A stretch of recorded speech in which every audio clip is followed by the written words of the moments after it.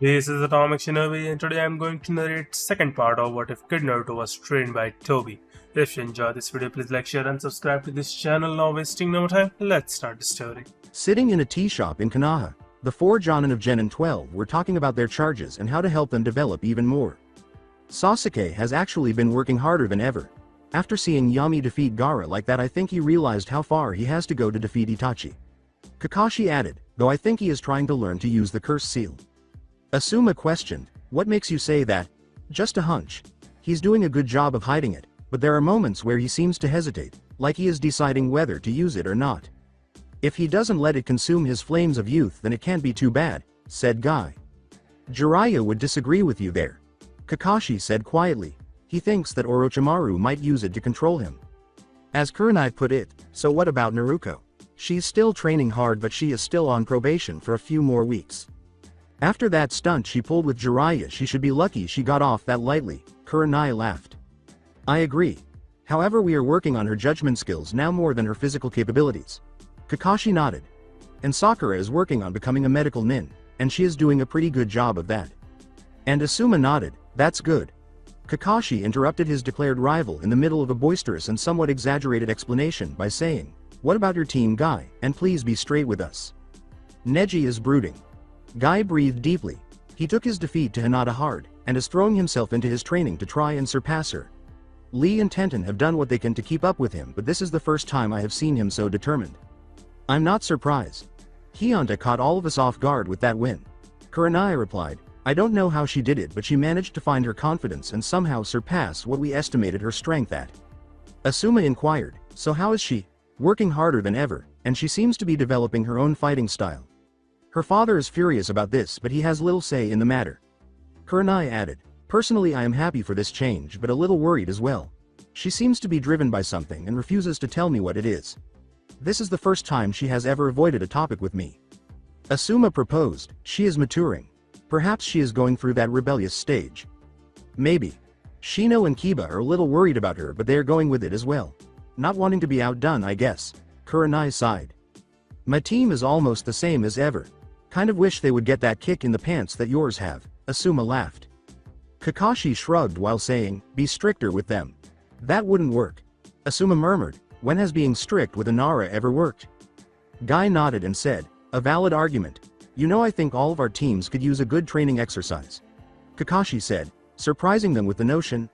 I mean, most of our teams came out of the Chunin exams with some kind of negative experience, but at the same time are using it to push themselves further. Let's test that newfound resolve and see if we can harden it into something more fitting for Konoha Shinobi. But what? Inquired Asuma. An older man wearing a Suna headband around his forehead said, I may be able to help. Pardon the interruption, but I couldn't help but overhear. I might have a suggestion for you. Kakashi frowned as he said, and you are?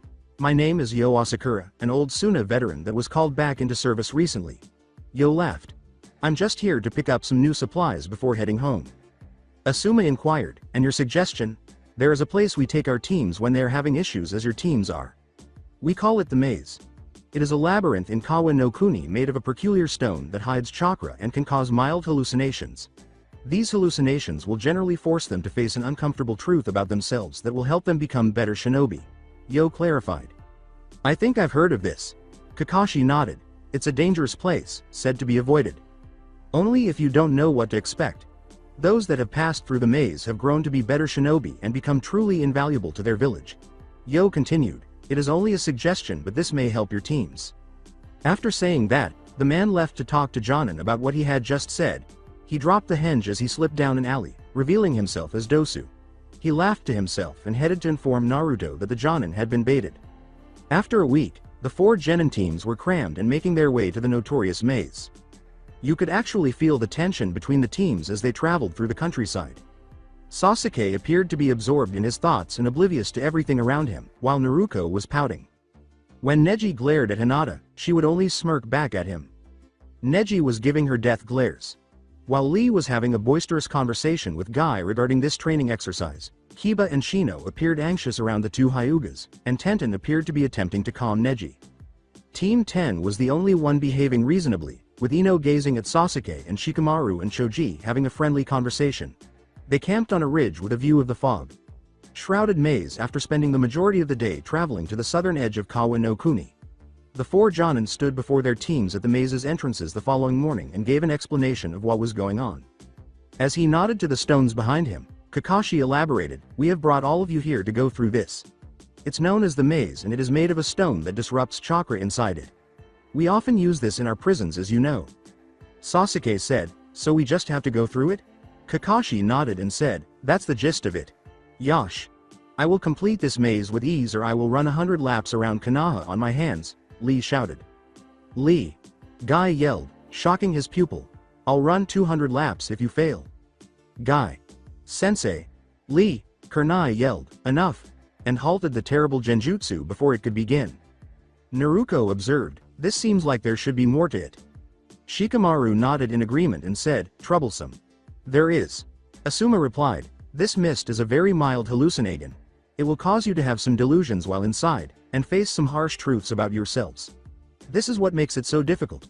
You are to go through the maze and make your way out. I won't lie to you that this is dangerous and you could possibly die if you fail.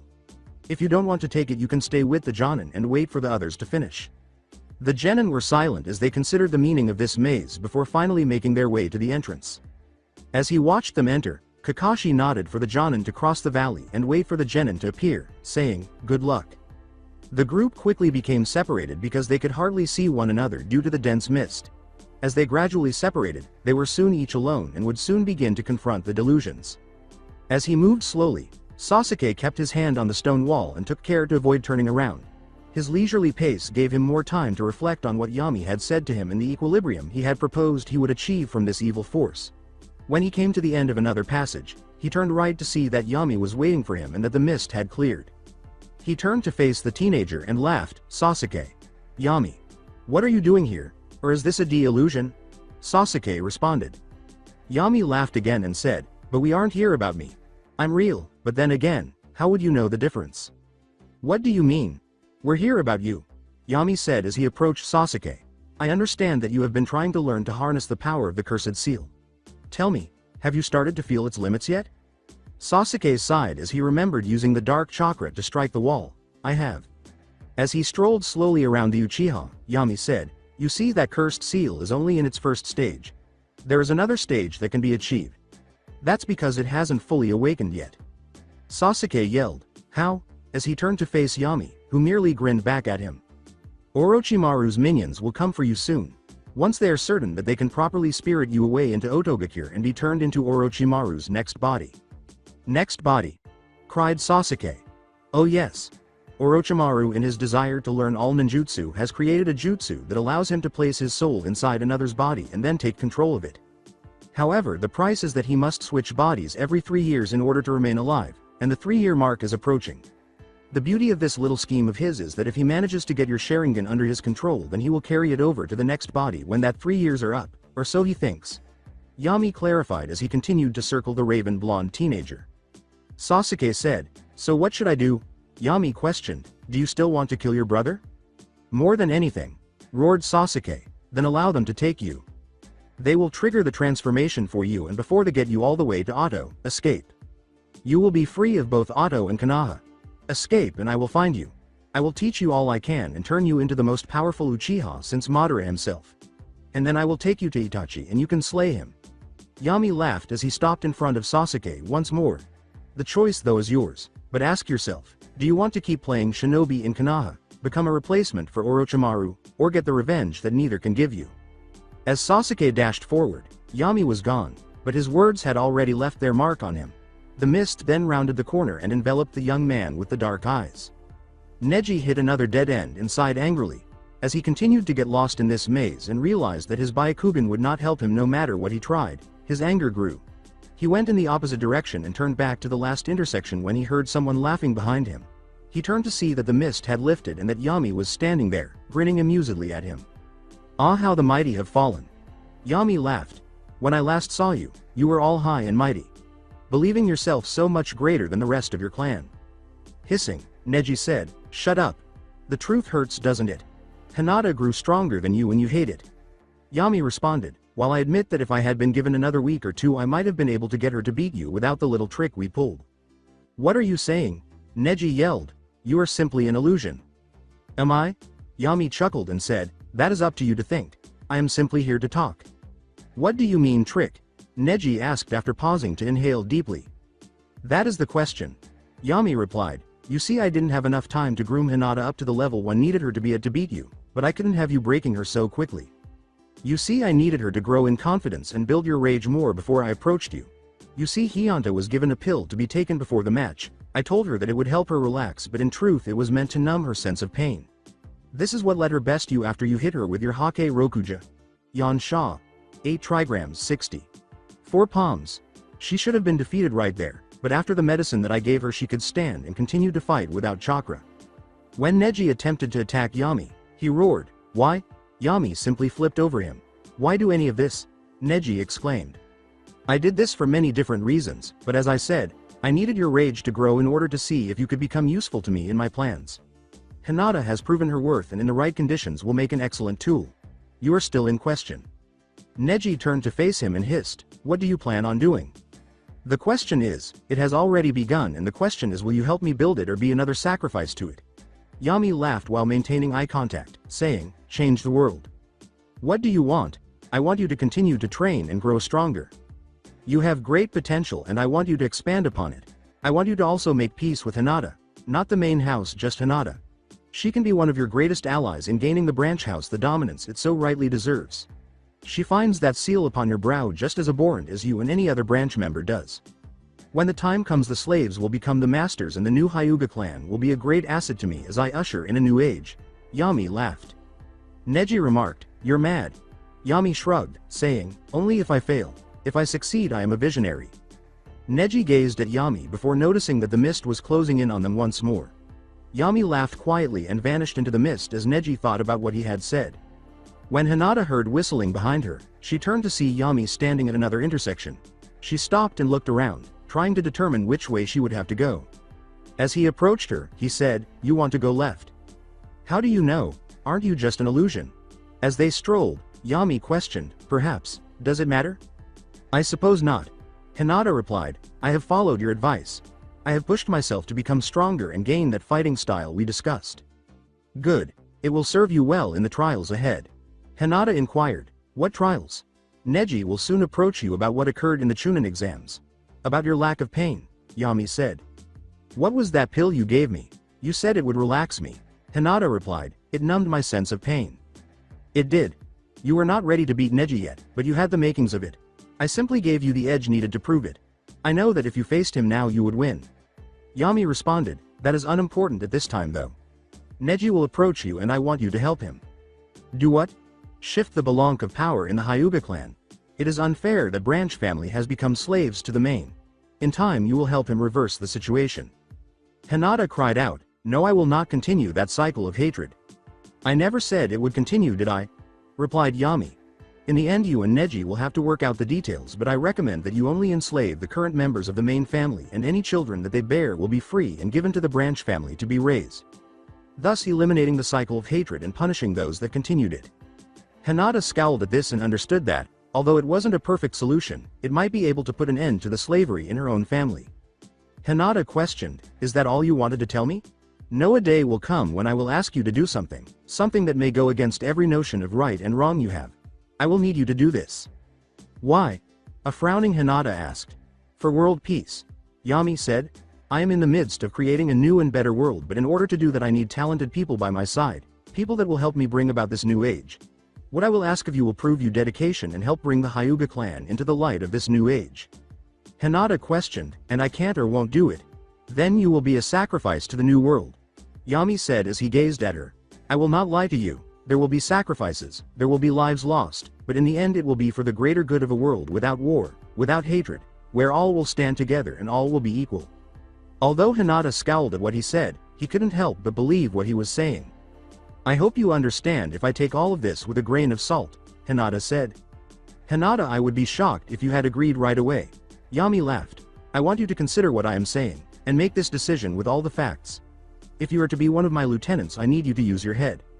Before she could say another word, Hinata nodded as Yami stopped walking and vanished into the mist. Hinata frowned and carried on walking while reflecting on his words. Wondering how long she would have to walk before she made it out or bumped into someone else, Naruto paused and looked up at the sky. She turned to see Yami standing there when she heard a voice ask, "Lost?" from her right. Naruto shouted, "You!" and hurled a bunch of kunai at him. Naruto emerged from a side passage and used his drawn katana to block them before any of them could touch him. As he and Yami approached her, Naruto laughed and said, "That wasn't nice, sis. We only want to talk." Naruto sighed and glared at them, saying, "Okay. You guys are illusions. Doesn't mean that I have to like you guys." "No." As they gazed at her, Yami nodded affirmatively. "Tell me, child of prophecy, how does it feel to know that you are inferior to two different people your own age?" "I am not," exclaimed Naruto. Naruto grinned and said, "Then explain why he kicked you ass and I fought you to a standstill with while still holding back." "I lost to him because I was too cocky and underestimated him, and Jiraiya stopped us before we could finish." Looking at the other blonde, Yami laughed and said, "Excuses, excuses. All bark and no bite." Naruto laughed as Naruto scowled at him. "Tell me about it. Always talking a big game but in the end you are nothing. You aren't anything more than a filthy demon," Naruto said. "I am not," exclaimed Naruto. "Really?" replied Yami. "Even with the power of a demon on your side you failed to stop us from besting you. Maybe one of us is the real child of prophecy and our destiny is to kill you to save the world." "Makes sense." Naruto replied, "I mean slaying a demon would definitely make us heroes." "I'm not a demon," Naruto laughed and said, "You are too." Before Naruto could do anything else, she heard everyone she knew calling her a demon. When she turned to look around, all she saw were angry faces describing her as a monster and a demon, and they were stating that she should be killed. Naruto cried out, "Stop it," and began to run, but the voices persisted in their persistent whisperings, refusing to let her run alone. She soon fled the maze, and Kakashi was there to greet her after hearing her cries getting louder. Kakashi shouted, "Naruto," as he halted the girl's further run. She screamed, "I'm not a monster," but Kakashi stopped her from running any farther and simply held the girl while she began to cry and sobbed uncontrollably. As the other Jonin arrived to check on the girl, Kakashi simply stood there and calmed her. Kakashi patted her head and reassured her, saying, "We all know that you are not a monster." The girl looked at them and nodded, but her eyes were still watering. Kurenai nodded, "He's right." After a few hours, every genin had successfully exited the maze. They were all a little shaken or preoccupied with their own thoughts, so the Jonin allowed them to rest and decided that they would depart the following day. Yagura and Kin emerged behind Naruto as he stood on the rise following the departure of the four teams. Naruto nodded and said, "You two did good work." Kin grinned and said, "Thank you." "Thanks. But it's easy enough to make a mist like that," Yagura sniffed. "And those illusions were simple once I knew where they were," Kin concurred. "You're all just lucky that I managed to test out those chakra seals I gave you, otherwise you would have been as powerless as those genin were," said Naruto. Yagura said, "Sir, if I may ask, what was the point of this?" "A valid question." Naruto laughed. "This was sowing the seeds of dissension amongst my enemies. Turning the Hyuga upon itself, breaking Naruto even further, convincing Sasuke to leave the village. If everything plays out like I expect, then Konoha is going to be in for a hard few years." As they followed their master back to the base he had nearby, waiting for the next phase of his grand scheme, the two merely nodded in response. As he finished reading the final reports that his slaves had been sending him, Naruto grinned. He only had to wait for Orochimaru to approach Sasuke to put the final touches on his plan, as nearly everything was already in place. He gestured for Kin and Yagaru to follow him while he spoke as he got to his feet. "I have work for both of you to complete," he started. "I am going to be sending you out on a solo mission to gather information on two potential new recruits while I go and check on the status of my new kingdom." With a frown concealed by his mask, Yagaru questioned, "Who are these recruits?" "Two Jinchuruki. Kin, I am sending you to Takigakure to investigate the treatment of their Jinchuruki Fu and see if she might be converted to our cause. Kame, your mission will be to sneak into Iwagakure and observe the container of the Gobi. Do not bother with Roshi, the container of the Yonbi. Due to his age he will not be easily persuaded and he is incredibly loyal to the Tsuchikage, whereas Han is more likely to defect and join us. Observe them and once you are certain of your decisions report back to me. If they are not suitable candidates then we will leave them for the Akatsuki to deal with, otherwise I will go and recruit them myself, understood?" The two nodded and said, "Yes, master." As the two departed for their respective locations, Naruto said, "Good, now go." Naruto simply nodded before leaving to make his own plans to reach Uzu no Kuni and assess the state of his empire's capital. Hinata and Neji were meeting in Konoha, They had gone to a private training ground under the guise of practicing, but in reality, Neji was trying to find out whether or not what Yami had told him in the maze was true. "Were you given something to numb your pain?" asked the doctor. Hinata acknowledged. "Yami said it was for my nerves. Unknowingly I was." Neji whispered, "Then perhaps it wasn't an illusion." "You saw Yami as well?" wondered Hinata, startled. Hinata scowled thoughtfully as the elder Hyuga nodded his agreement. "He told me to try and make peace between us, but I do not see how that would be possible," Neji acknowledged. "We share a common goal, to remove the cursed seal from the branch family," Hinata recalled to him, "and I do have a few ideas as to how." Neji, obviously intrigued by this, said, "Is that so? Let's hear them." "I plan on studying the seal that they use in greater detail and see how it is that it is deactivated and what elements are added to it compared to the older ones that were originally used by the Hyuga to prevent the Byakugan from being stolen," Hinata said, "and once I have learned these elements I will start by removing your own seal and then we will begin researching new ways to protect our family while punishing those that would only further this hatred." Frowning, Neji questioned, "Punishing them how?" "By making them live the lives that they were forcing their own clansmen to live." Hinata shot back, "We will place them under the cursed seal, a modified one that cannot be removed, and we will make them the slaves for the rest of their lives." "What of when they have children?" "We will take them to parents from the former branch family and they will raise them. From there we will let this cursed tradition die with our parents." Hinata continued, "By the time we are old and ready to die, the Hyuga clan will no longer have a branch family and a main family. It will be a single whole with the clan head being passed down from parent to child as we have done it." "It is a good idea," Neji responded after considering it for a few minutes. "However, we will need to discuss policy much more and make sure that any of the old writing containing this seal are destroyed once we have taken over." "Agreed," Hinata replied. "It will take time, but if everything goes as we think it will, then we might have a chance. I will speak with my teammate Tenten once we really get started into the seals. She knows a great deal about them, and actually Guy Sensei is talking about having Hokage Sama train her in Fuinjutsu to expand her abilities even further," Neji responded. "She'd have to be sworn to secrecy and understand what would happen if anyone found out what we are up to," warned Hinata. "I trust her." "Very well then. Once we are beginning the sealing works we will bring her in and see what she can offer us," Hinata concurred. After Neji nodded in turn, the two started talking about potential changes that might need to be made to the seals. Kin had entered Tokigakure in less than a week by sneaking in with the unique invisibility jutsu that Naruto had taught her. Granted, it didn't actually make her invisible. Instead, it used genjutsu to prevent the mind from registering her presence, giving the impression that she wasn't actually there. She was currently crouching atop one of the buildings by the lake, where she could see the girl with the mint hair practicing hand skills and, it seemed, letting out some of her frustration. As they passed, one of the villagers said, "There's the monster." The other laughed and said, "Someone should put her back in her cage."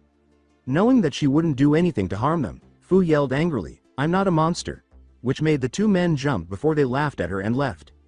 Playing on a suspicion that was growing in her mind, Kin said, "I'm amazed you put up with that." As Kin dropped the jutsu and stood at the water's edge, Fu questioned, "Who are you?" "Just a traveler getting some rest here," Kin answered quietly, "but I am impressed that you didn't attack them." HMPH. "I hate them, all people. But I would be in big trouble and probably executed if I attacked them," Fu responded. "Why not leave then?" "And where would I go, you dumb bitch?" Fu grumbled. "This is the only home that I've ever known and they would hunt me down rather than lose their precious weapon." "It doesn't have to be that way," Kin replied. "What if I were to tell you that I could get you into contact with a person who understands your pain better than almost anyone on the planet? What if I were to say that this man would help you escape from this village, treat you with the respect that you deserve and help you get revenge on this place for what they do to you? I'd say that there's some ulterior motive and I want nothing to do with it. It's your choice in the end, but let me ask you this. Do you know about the recent turnaround in Nami no Kuni?" "Yeah, everyone does. Some guy took over and now the country is doing booming business with that bridge finished and the industrialist gone. The man I represent is the new daimyo. He liberated Nami no Kuni and is currently looking for strong, capable people to join him." Kin continued, "He doesn't care for past bonds or what nation you are from. If you are strong and want a fresh start, he will give it to you. You'll have to work, but in the end you will be treated far better than you were here." Fu's eyes narrowed when she heard this, and before she was able to say anything, Kin began to vanish. "If you decide that you really want to join him, all you have to do is wait a few more weeks and he will approach you himself. He will make you the offer that will decide the rest of your life." Kin vanished from view with those last words, And Fu was now thinking carefully about what had been said. She kept those ideas in mind as she went back to practicing and considered her options and what this enigmatic individual might want with her. As usual, Han ignored the irate looks and bounded through the village. He hated the shinobi, the villagers, and their old fool of a leader. Although he detested this place, he knew that he had nowhere else to go and that, despite his strong abilities, he would be killed by the sheer number of shinobi that Onoki would send after him, particularly if he sent Roshi to do it. He thought about going up into the mountains to train some more and perhaps relieve some of his frustration as he stopped outside the village gates. From his left, a voice asked, "Not much fun, is it?" The armored nin turned to see a figure standing there in a black cloak. It was obviously a younger person, not much older than the typical genin. He yelled, "Who the hell are you?" He calmly responded, "Came. I've been in the village for a few days now and I have seen what these scum are like." Han scowled at this point, understanding that Onoki was typically very watchful of who entered the village and that he might have a way out for him if this child had done so. He frowned and said, "How did you avoid the Tsuchikage's men?" "This mask was created by a master of Fuinjutsu. It is capable of masking my presence unless I wish to be seen." With a smile concealed beneath his armor, Han inquired, "Where do I get one like that?" As preparations got underway.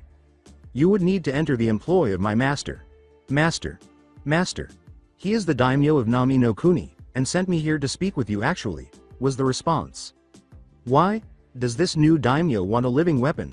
he grumbled. "No, he wants talented shinobi that will serve as his lieutenants in the coming war." "What war?" "The final one. The one that will reshape the entire world," replied Kame. "He is massing his forces, preparing his generals and seeking the best of the best to serve him in this venture. You have been chosen to have the Chakni to join us, though this choice is yours alone to make." Han was scowling at this now, despite the fact that this daimyo sounded insane and like a power hungry idiot. There was something about the way this child spoke that made him reconsider rejecting him outright. He frowned and said, "There's more than you're telling me, isn't there?" "There always is." Kame laughed, "It is not my place to tell you what my master has left out." "Then why come here now?" he inquired. "To let you know that while you may despise this place with every fiber of your being, there is an escape if you are willing to take it. My master will come before you eventually, and make you his offer. The choice to accept it is yours, but in the end I know that you will come with him, that you will seek the escape of this place and have your chance at vengeance." Kame clarified as he began his departure. "Think on the matter and when the time is right you will know. Good day, Han." The child vanished in a splash of water before the armored shinobi could take any further action, leaving Han to wonder who this new daimyo of Nami no Kuni was and why he was so determined to be prepared for a conflict that not even the cages were preparing for. Muttering to himself, he turned around and went back toward the village, this time to their Anbu headquarters, determined to find out as much as he could about his man before he came near him. While his thralls worked on his capital, Naruto strolled among them in the land of his ancestors. They had concentrated on this area first, and the surrounding areas could all be readily fixed. Since the combined Bijudama of 3 Biju had destroyed the castle and little remained usable, it was being rebuilt from the ground up. While the city surrounding the village was being constructed from the local mines, which had now been reopened and were being used to ensure that there would not be as many fires as there had been previously, black stone had been mined and shipped from abroad to build this enormous fortress. As you can see, my lord, the village is designed in a rising tear style built into the mountain face. This will allow you to place archers or other long-ranged fighters on the roofs of building above the areas where your enemies might be attacking from. The project manager explained as he showed him the town from the bluff where they were currently positioned. The ledges are far enough apart and curved in such a way that shinobi trying to leap across the gaps to the next level will slip and fall of stumble as they reach the cove spot, allowing your forces to dispatch them with ease. Naruto remarked, "Very good, but what about the streets?" Specially designed channels in the stones allow for you to use various fire ninjutsu to heat them to the point that they will burn through most sandals that shinobi tend to wear. The guy clarified, and in the everyday life this will allow rainwater to wash down and out of the city. Naruto nodded and said, "Well planned. Thank you, my lord. However, that is not all that we are doing. The most ingenious part and one that we have tested on many smaller scale models is rotating levels of the city. You will be able, with the use of those with a strong earth affinity, to move the layers of the city around, blocking off intersections where an invading force may be trying to get to your citadel, or allow your own men to quickly strike at an enemy unprepared as they suddenly are being flanked from a street that wasn't open before. There is a pattern that we will show you and you may memorize it and teach it to those that will need it. I recommend a minimum of 5 shinobi with a moderate talent with Doden to be doing this, though the same amount of a higher caliber will be able to speed up the process significantly." As he pictured the mayhem an invading force would experience with this type of trap, Naruto grinned and said, "Very good. Now what of the palace?" he asked. Made entirely of the finest materials, with the underlying structure enforced by the seals of your own design to negate any long-range ninjutsu aimed at the palace. The man started. From there we have set up more than 24 secret passages that you will be made fully aware of, and with another dozen that only your chakra will be able to access, with the special metal plates that you unearthed for us from the ruins of the shinobi village. There are more than 100 guest rooms, 3 different barracks located in different parts of the palace to allow for speedy reaction time should an intruder manage to slip in. A large dungeon that has been tailored to your specific requests and has a special passage leading to your personal quarters with one of those metal plates at both ends. The banquet hall is capable of holding more than 1,000 guests with ease, and the kitchens are large enough to handle such numbers. As you can see from the designs, there are a number of towers that overlook surrounding areas and will have large war horns installed to alert you of coming attacks long before they even reach the outer walls surrounding the city. Naruto looked toward the city's edge and inquired, "And how is the wall coming?" "We are mining the stone that negates chakra as you requested and are placing the first blocks underground as you ordered. The seals that you have given us are being placed onto each block in the wall which create a large half circle, encompassing the entire city. Every 5 meters there will be a guard post as you ordered, and with enough room to hold 5 guards each. Once the final levels have been reached, we will finish placing the last seals that will create the barrier that will defend the hold of the city from any airborne attack. The only way to attack the city will be through the gates, reinforced steel with the same seals that are on the stone blocks being placed upon them." "Excellent. How long until completion on each area?" "The palace will take another 9 months to have all the supplies here, and even as we work with the supplies that we are getting, it will likely take an additional 2 months to finish everything. The city will be finished within the next 6 months, and we will begin bringing more labors in to hopefully speed the process up. The wall will take 9 months to complete. There is no way around that, my lord. And add in another few months to ensure that I am fully garrisoned. It seems as though I have a year before my capital is finished." Naruto considered. "Very well. Do not cut any corners on this matter. Take as long as it takes to do this right. I will not have this place being destroyed a second time." The man nodded as Naruto turned and headed out, heading for the road that would return him to the harbor. "Of course, my lord. All will be completed to best of our abilities." He felt the presence emerging from the earth as he moved into the tree line and out of the workers' line of sight. Zetsu said, "Naruto." The blonde turned to face the man who looked like a plant. "Zetsu. Sensei, to what do I owe the pleasure?" The black half, obviously unhappy with the situation, said, "Our master wants a word with you, now." When Zetsu grabbed Naruto and dragged him into the ground, he nodded and said, "Fine." For the blonde, who had not anticipated such treatment and knew he would be grateful for the healing rate once they emerged, this was excruciatingly painful. Naruto vomited blood as he knelt on the floor and felt his body healing itself after being dropped onto the floor of a stone cavern. When his stomach settled, Naruto got up and glared at the man, saying, "Zetsu. Sensei, if you decide to do that again, I will kill you." A voice from a chair at the end of the room said, "There is no need for that." Naruto turned and noticed a man with his eyes closed, probably blind, and his hair turned white. Naruto's eyes widened when he recognized the familiar symbol above him. Naruto whistled. "Madara Uchiha, still alive after all these years." "Indeed, young man." Madara growled, "Though you have thrown the plans that I have spent years working on into the fire." Calmly, Naruto said, "I would apologize, but I am not sorry." The blonde arched an eyebrow at Madara's laughter as he said, "So I gathered, which is the only reason that you are still alive. You see, I respect power, and that is something that you have in abundance, but what you do not have is the understanding of the world that I do." Naruto smiled and said, "Then enlighten me. This plan of yours, this enslavement of the world that you intend to do. It will only delay the inevitable. You will eventually die, and when you do, the world will slip back into the ways that it has since the days of the Rakudo Sennin. My plan will end this farce that we call reality. It will set free all these lost souls, and in the end it will bring a true and lasting peace to the world." Madara clarified, "You have killed my agent, the man who would have set the stage for my revival. But that is something we can work past. You are far stronger than Obito was, far stronger than anyone that is still young and capable. Help me accomplish this plan. Take up the mantle of Madara Uchiha and help save this world." As the man spoke, Naruto listened in silence for a short while before beginning to laugh. The older shinobi frowned at the sound, and Naruto spoke shortly after his laughter subsided. "The infinite Tsukiyomi. A fool's ambition," Naruto stated as he saw Madara stiffen. "That plan will only end all life on this planet, bringing the peace of the dead. No. I may detest most of what this world is and seek to alter the very nature of it though my power, but I do not deny the power of human potential. Your plan requires the sacrifice of 9 lives, and 9 demons before you kill the whole world. Nagato's plan requires those same 18 souls before he threatens the world with them and cows them into submission until his passing, and then it all starts back up again. My plan requires thousands to die now, so billions may live later. I do not deny that of the plans mine is likely the most costly in the short term, but in the long term. Well, let's just say that I know my mortality will be my end, but that does not mean that I have forgotten the true meaning of life. So my plan is not a guarantee, that just means that I will need to ensure that my successor is of the same mind I am. I will need to ensure that they will carry this empire that I am building and let it continue to thrive. Perhaps one day the world will fall back into old habits, perhaps one day things will return to this point in time again. But until that day comes, I will not stop my plans. I will ensure that my empire rises and unites the world under my command. Under my rule will these lands know peace, and under my authority will the people of these lands bow and praise me for delivering them from their foolishness. They may be forced to bow to me, but in the end they are free to live as they choose. That is more than we can say for you plan, you ancient relic. Madara nodded for Zetsu to murder him, sighing, then it seems words cannot sway this matter any further. However, Naruto had anticipated this and was unfazed by the attack the plant attempted to carry out on him. Please Madara.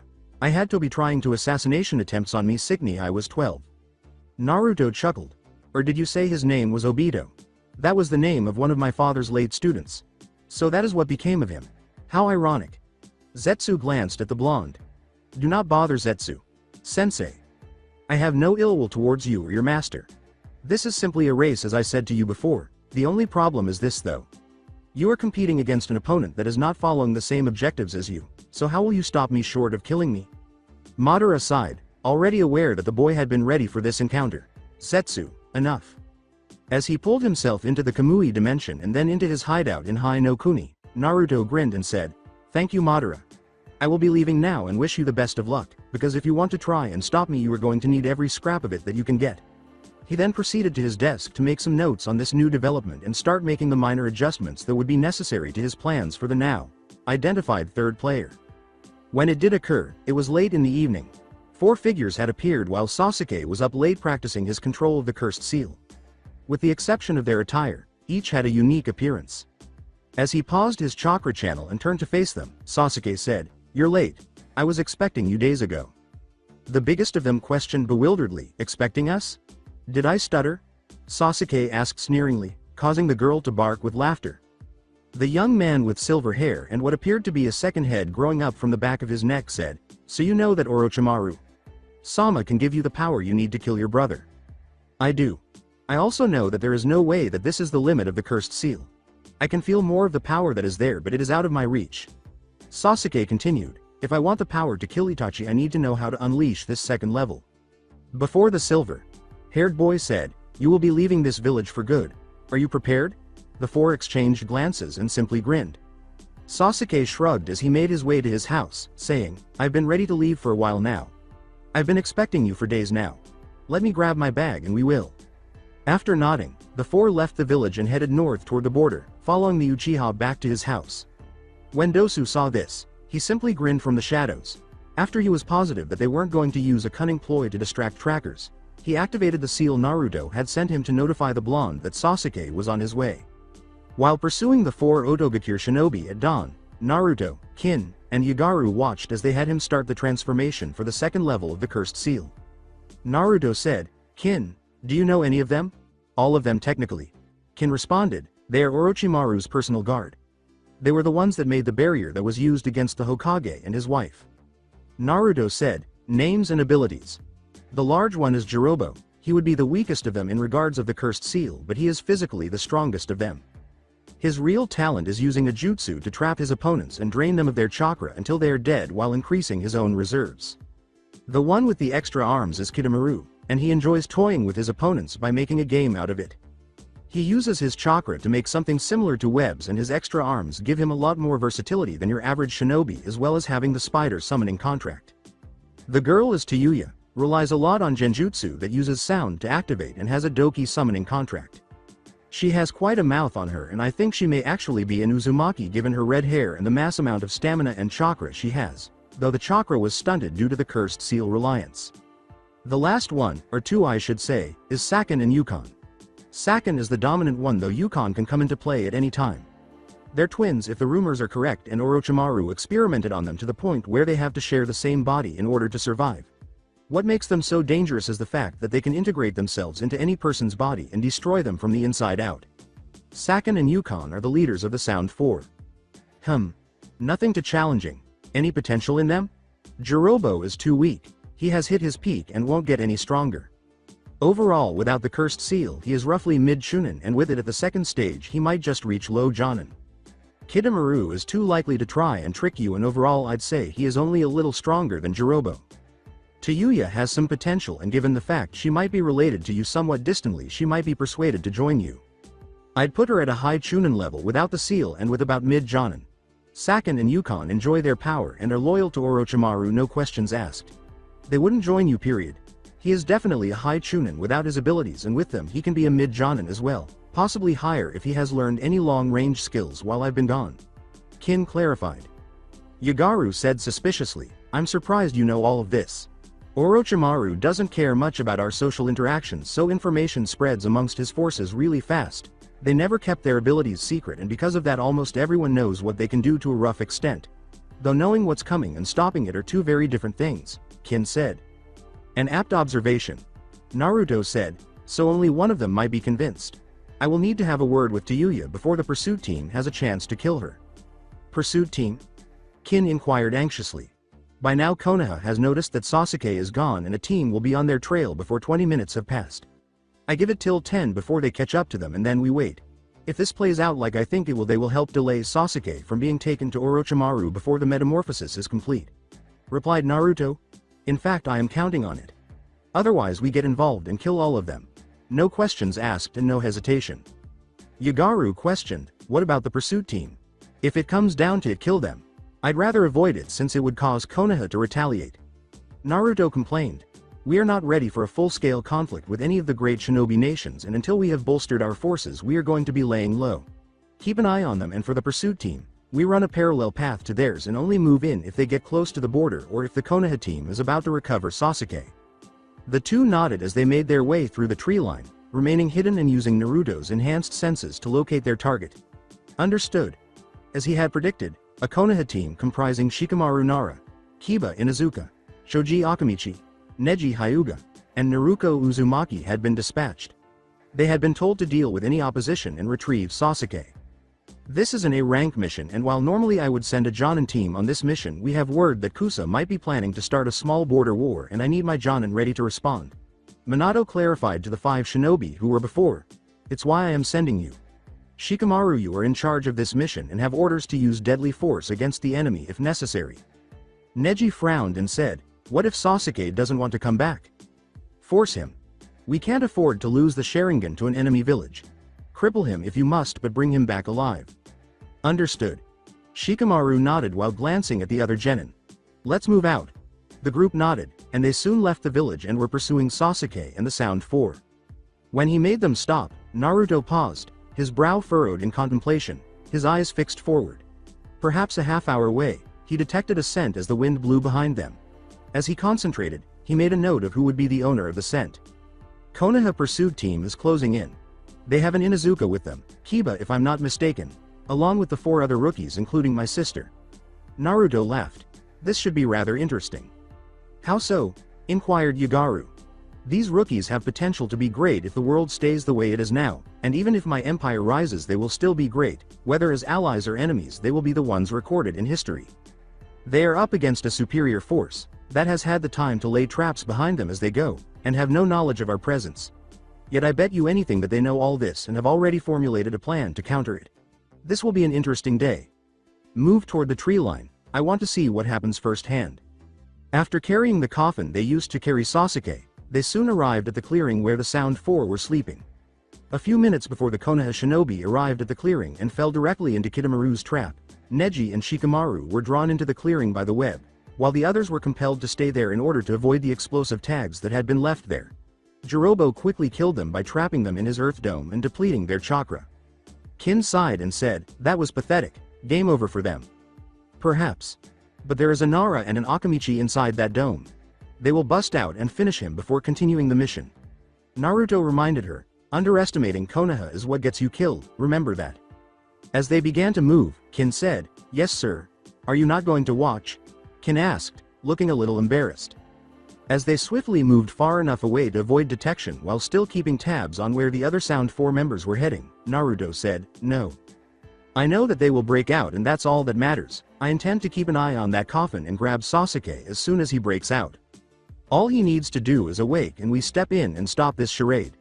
Naruto detected the scent of the 4 members of the pursuit team nearly 10 minutes later, and he saw one of them, dressed as Jirobo, attempting to seize the coffin. The 3 watched the act with interest and immediately realized that the Auto Shinobi were going to attack and that the deception was being carried out. Kidomaru launched the attack this time and did a good job of repelling the 4 shinobi. With a frown, Yagaru said, keep moving. As Neji took the fight to Kidomaru, the 3 surviving Konoha shinobi moved in. This is where things get tricky. Now they won't go for stealth, which means they will go for a full assault. Konoha outnumbers them still, so all they have to do is get the coffin and leave 2 people behind to deal with them. When this happens we strike. Naruto nodded as they hurried away. Yes. We are getting close to the border now, and we can't afford to screw this up now just for some entertainment. The 2 nodded as they followed the 3 surviving Konoha shinobi, watching in awe as they struck. A 5th Auto shinobi then emerged and seized the coffin after Kiba and Akamaru had driven Saken and Yukon down a ravine. Naruto glared at Kin and hissed, who the hell is that? Kimimaro. Kin murmured with dread. He is Orochimaru's 5th member of his personal guard, but he's supposed to be dying. Dying? Inquired Yagaru. Some kind of disease. It got bad just before the Chunin exams. Kin clarified. That's why he wasn't there during the invasion. Naruto replied, I remember seeing him during the meeting I attended. Powerful? Asked Yagaru. Very. He has a Kekkei Genkai called Shikatsumiku. It lets him use his bones as weapons. Yagaru continued to nod. I had his clan wiped out after their attempted coup. His full name would be Kimimaro Kagaya then. Pity he's dying. That kind of Kekkei Genkai could be useful, Naruto murmured. He's a fanatic, replied Kin. He believes in Orochimaru more than any of his followers and is willing to die for him if that is what Orochimaru needs him to do. Naruto sighed, this alters our plans. Again, pity. What shall we do? Inquired Yagaru. Yagaru, go and kill Saken and Yukon. No mercy, and if Kiba and his puppy get in the way, knock them out. Kin, follow Kimimaro and whichever Konoha shinobi fights him. Don't let that coffin out of your sight. I'm going to use this chance to confront and speak with Tayuya, Naruto said. Yagaru nodded and started to head for the ravine and the network of caverns beneath it. Understood. I won't fight him, sir. He is far beyond my abilities. Kin stated, he is a Jonin in ability without the cursed seal. With it, he could likely take down most shinobi that are below cage level. That's fine. I didn't plan on throwing you away like that. Naruto responded, observe and follow only. If necessary, activate that emergency seal and I will assist you. She nodded and started to follow Kimimaro and Naruto deeper into the trees. Yes, sir. Both Shikamaru and Tayuya were extremely intelligent and skilled shinobi, but Shikamaru was managing to stay one step ahead of his opponent despite being outclassed. Naruto scowled as he observed the battle. Tayuya used her Doki to hunt Shikamaru after she began using the first level of the cursed seal. They used an ethereal appendage that came out of their mouths and devoured the target's chakra when it came into contact with them. Naruto took advantage of the opportunity to approach and talk to Tayuya while the Doki were hunting. He started, hiding his position in the shadows. You are quite clever. Tayuya asked, who the fuck are you? Before turning, her eyes widening in horror and recognition. You. Naruto laughed as he looked into her eyes and saw that she was afraid of the person who might be able to defeat Orochimaru in a fair fight. You remember me then? Good, makes this much faster than having to introduce myself again. What do you want? You. Or to better phrase this, I want you to join me. Naruto responded, you have talent and great potential and it is a pity that it is being destroyed underneath Orochimaru. What the hell are you talking about, you fucking sack of shit? Orochimaru. Sama has made me stronger than ever. Naruto started, has he now? How about a wager? Tayuya scowled and asked, what kind of wager? Simple. If you manage to kill that Konoha shinobi, I will leave you alone and you will never have to see me again. If he manages to stop your Doki, however, you will listen to what I have to say and make your choice to join me or not. That little shit is probably scared out of his mind and trying to hide from them. Tayuya sneered, Not fucking likely he can best my doki. She took a moment to play a brief tune on her flute to give them more guidance. And for the sake of this retarded fucking argument, what happens if he bests my summons somehow but I still kill him? She asked. Then what happens is that I let you live if you turn me down, calmly said Naruto, because if he manages to best you and you choose not to accompany me, I will kill you myself before he gets the chance to. Tayuya smiled and turned her full attention to Shikamaru, who had begun carrying out his own plan and, with hardly any tools and fewer than 10 components, had managed to capture the shadows of all 3 doki. Fine. You're on, you bastard. After blinking, Naruto recognized that Shikamaru was a Nara that had not been seen in many generations, that his planning was currently only surpassed by his father, and that he would probably easily overtake Shikaku in the years to come. Shikamaru dispelled the doki as they were about to attack Tayuya, turned into her second stage, and attempted to use her genjutsu and sheer strength to kill the young Konoha shinobi. In order to break the illusion, Shikamaru retaliated by breaking 2 of his fingers with the cage. Kubashibari no Jutsu. Shadow. Neck binding technique. He then wrapped his fingers around Tayuya's throat and strangled her to death. Naruto whispered from the shadows, loud enough for Tayuya to hear. If you want me to stop him and hear my offer before you die, drop your flute. Otherwise I will just walk away now and let him finish what he has started. Tayuya's eyes widened because she didn't want to die, and she also didn't want to be strangled and die a slow death. At that moment, self-preservation took over, and she dropped her flute, giving Naruto the signal he needed to strike. She did so by striking Shikamaru in the back of the neck, which knocked him out but not enough to kill him. Naruto turned to face Tayuya, who had transformed back into her former form, after smirking and tying wire around Shikamaru and lowering him to the ground. She yelled, "What's your fucking offer? Simple. You work for me. Agree to serve me and have a kill seal placed over your heart that will activate if you try to betray me in any way, and I will let you live and train you to become a more powerful shinobi. You have potential as your Uzumaki lineage has shown, but your reliance on that cursed seal is stunting you." Naruto clarified. "I will help you to become a Jonin in your normal form and to become something close to a Kage in strength with it, to have you surpass Kimimaro as he is now." "That's a load of shit." Tayuya laughed. "Kimimaro is too fucking powerful for anyone other than a fucking prodigy to beat." "Is that right? Let me let you in on a little secret. Prodigies are all well and good, but I was pure average when I first started."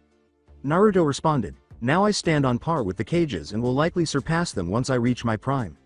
Think on that matter, because I can do the same for you if you agree. If not, then I will kill you now and move on, as I have other matters to attend to." Tayuya scowled at this and considered her options before reaching the same conclusion that had led her to hear his offer, which was more of an ultimatum, and choosing to say, "Fine. Place that damn seal on me and get this fucking crap over with." After all that Orochimaru had done to her, Tayuya had become desensitized to nudity, so Naruto unsealed the inkset and said, "Fine. Remove your shirt and I will do so."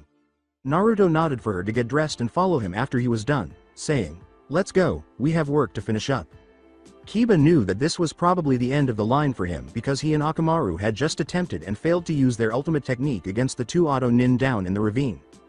The 2 were approaching him, and Akamaru knew he wouldn't be surviving this time due to his weariness and injuries. As a huge flood surged up and crashed into the 2 Auto Nin, sending them flying into one of the stone walls where the water beat them for a few seconds before vanishing back to the river, a voice from the water said, "Sweden. Kami no Kazui Arashi. Storm God's flood." Kiba turned to see a figure approaching in a black cloak, sporting a black mask with a white turtle design on it. Kiba tried to get to his feet and asked, "Who are you?" "Kame." He replied, "My employer sent me here to eliminate those 2. Stay out of my way." Kiba snarled, "Those 2 are mine." "No way." As he pushed Kiba to the ground and stepped closer to the 2, Kame said icily, "You don't have the skills needed to combat them. They rely on close quarters combat, as do you. Whereas I am capable of fighting long range and killing them long before they can get close to me. You are no more likely to beat them. The sun is going to rise in the west on the morrow." Sakin got to his feet and exclaimed, "Who the hell is that?" As the 2 charged at the masked nin, who simply slipped into a fighting stance and struck, Yukon yelled, "No clue, but he is looking to get killed." Launching 2 kunai, which burst into a dazzling burst of light, while the water on the ground rose up and transformed into razor sharp spears that swiftly pierced through Yukon's head and heart, killing one twin before he could react and pinning the other to the ground with the other twin's torso. Kame used this distraction to flash through more hand signs. As he approached the last surviving brother who was yelling the name of his twin, Kame said, "Sweden. Susanna no ha. Susano's teeth." Kame killed the brother before he could do more by drawing a kunai and inserting the weapon between Saken's eyes without any prior warning or posing. Kame turned and started to climb the wall before returning to the surface. As he picked up an injured Akamaru, Kiba yelled, "Wait, who sent you?" "That is of no concern to you, Kiba Inuzuka," replied Kame. "Tend to your wounded companion." Kame departed after saying those final words, and Kiba merely scowled as he turned to face Akamaru. He then took Akamaru's advice and started tending to his wounds as best he could. Naruto was, to put it mildly, furious. She was attempting to fight the white-haired man who had taken the coffin they were using to carry Sasuke, but he was too quick and evaded all of her moves. He used a bone sword that he had taken from his body to deflect her kunai and keep her at arm's length. Naruto knew that the winner of this match would be the one who made the first mistake because the two had been locked in this dance for a long time. Kin watched the duel from the tree line and observed that Kimimaro was conserving his abilities in order to prolong his already limited lifespan, rather than going all out.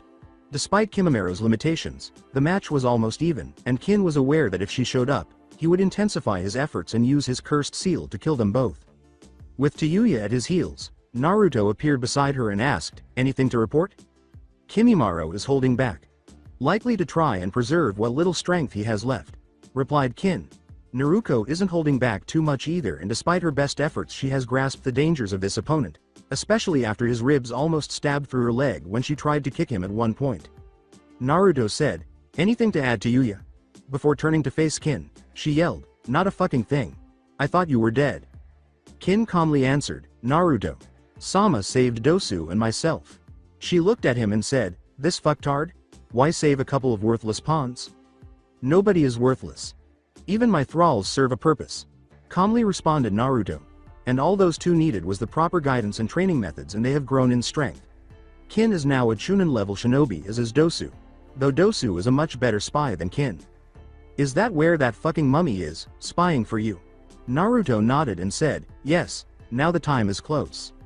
As she peered into the clearing and noticed the dark chakra assembling around the coffin, Tayuya frowned and asked, "What time? You're here for that bastard Uchiha?" "I am. I know he will be a useful lieutenant one day, much better to serve me than Konoha or become Orochimaru's next meat suit," replied Naruto. "The problem is Kimimaro. He may be able to best Naruto, but Sasuke's cursed seal is still extremely limited thanks to that containment seal around it, so he won't be able to beat Kimimaro yet." Kin, Tayuya. "When Sasuke emerges from the coffin, tail him. Odds are he will cross the border to get away from the pursuit team, since I doubt that they have clearance to cross the border. Follow him and inform him that Yami has sent you to collect him. He will come willingly with you. I am going to take care of Kimimaro myself, and then catch up to Sasuke."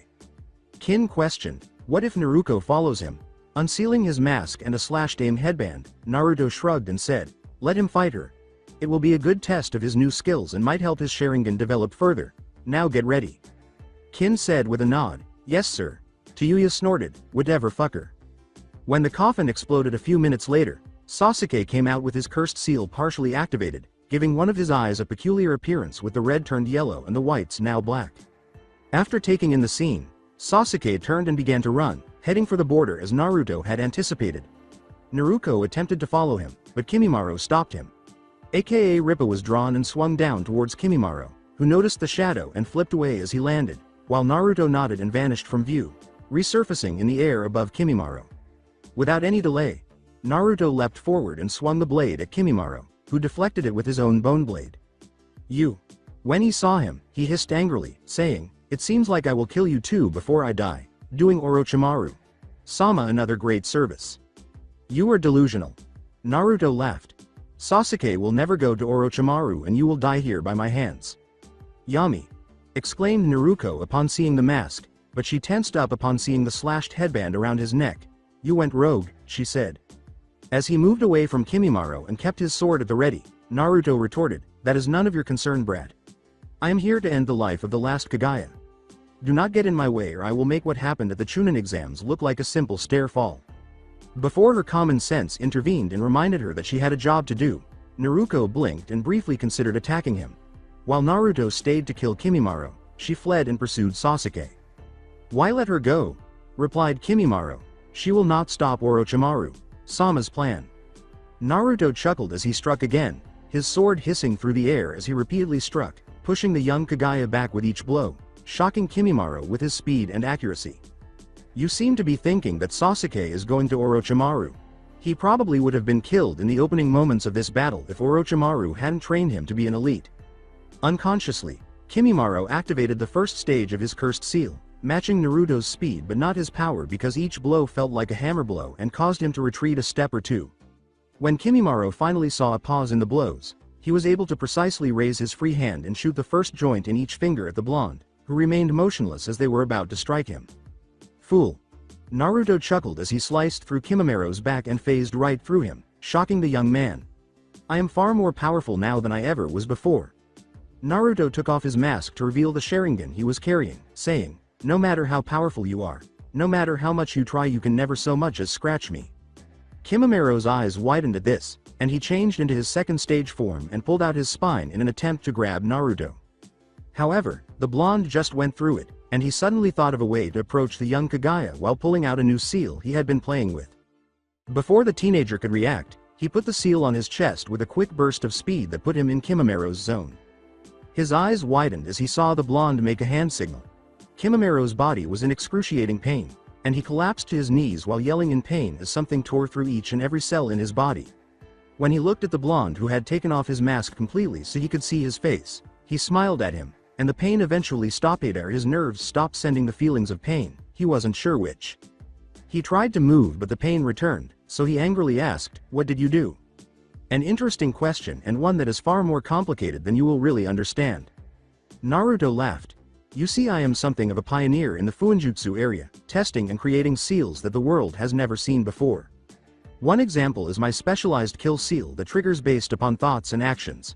The current seal I have placed on you is a new seal that I just finished developing. To spare us both the time and tedium it would take to get you to fully grasp what I did, I will just give you the results of the seal. It has gone through your body and purged it of anything that was malignant to your health.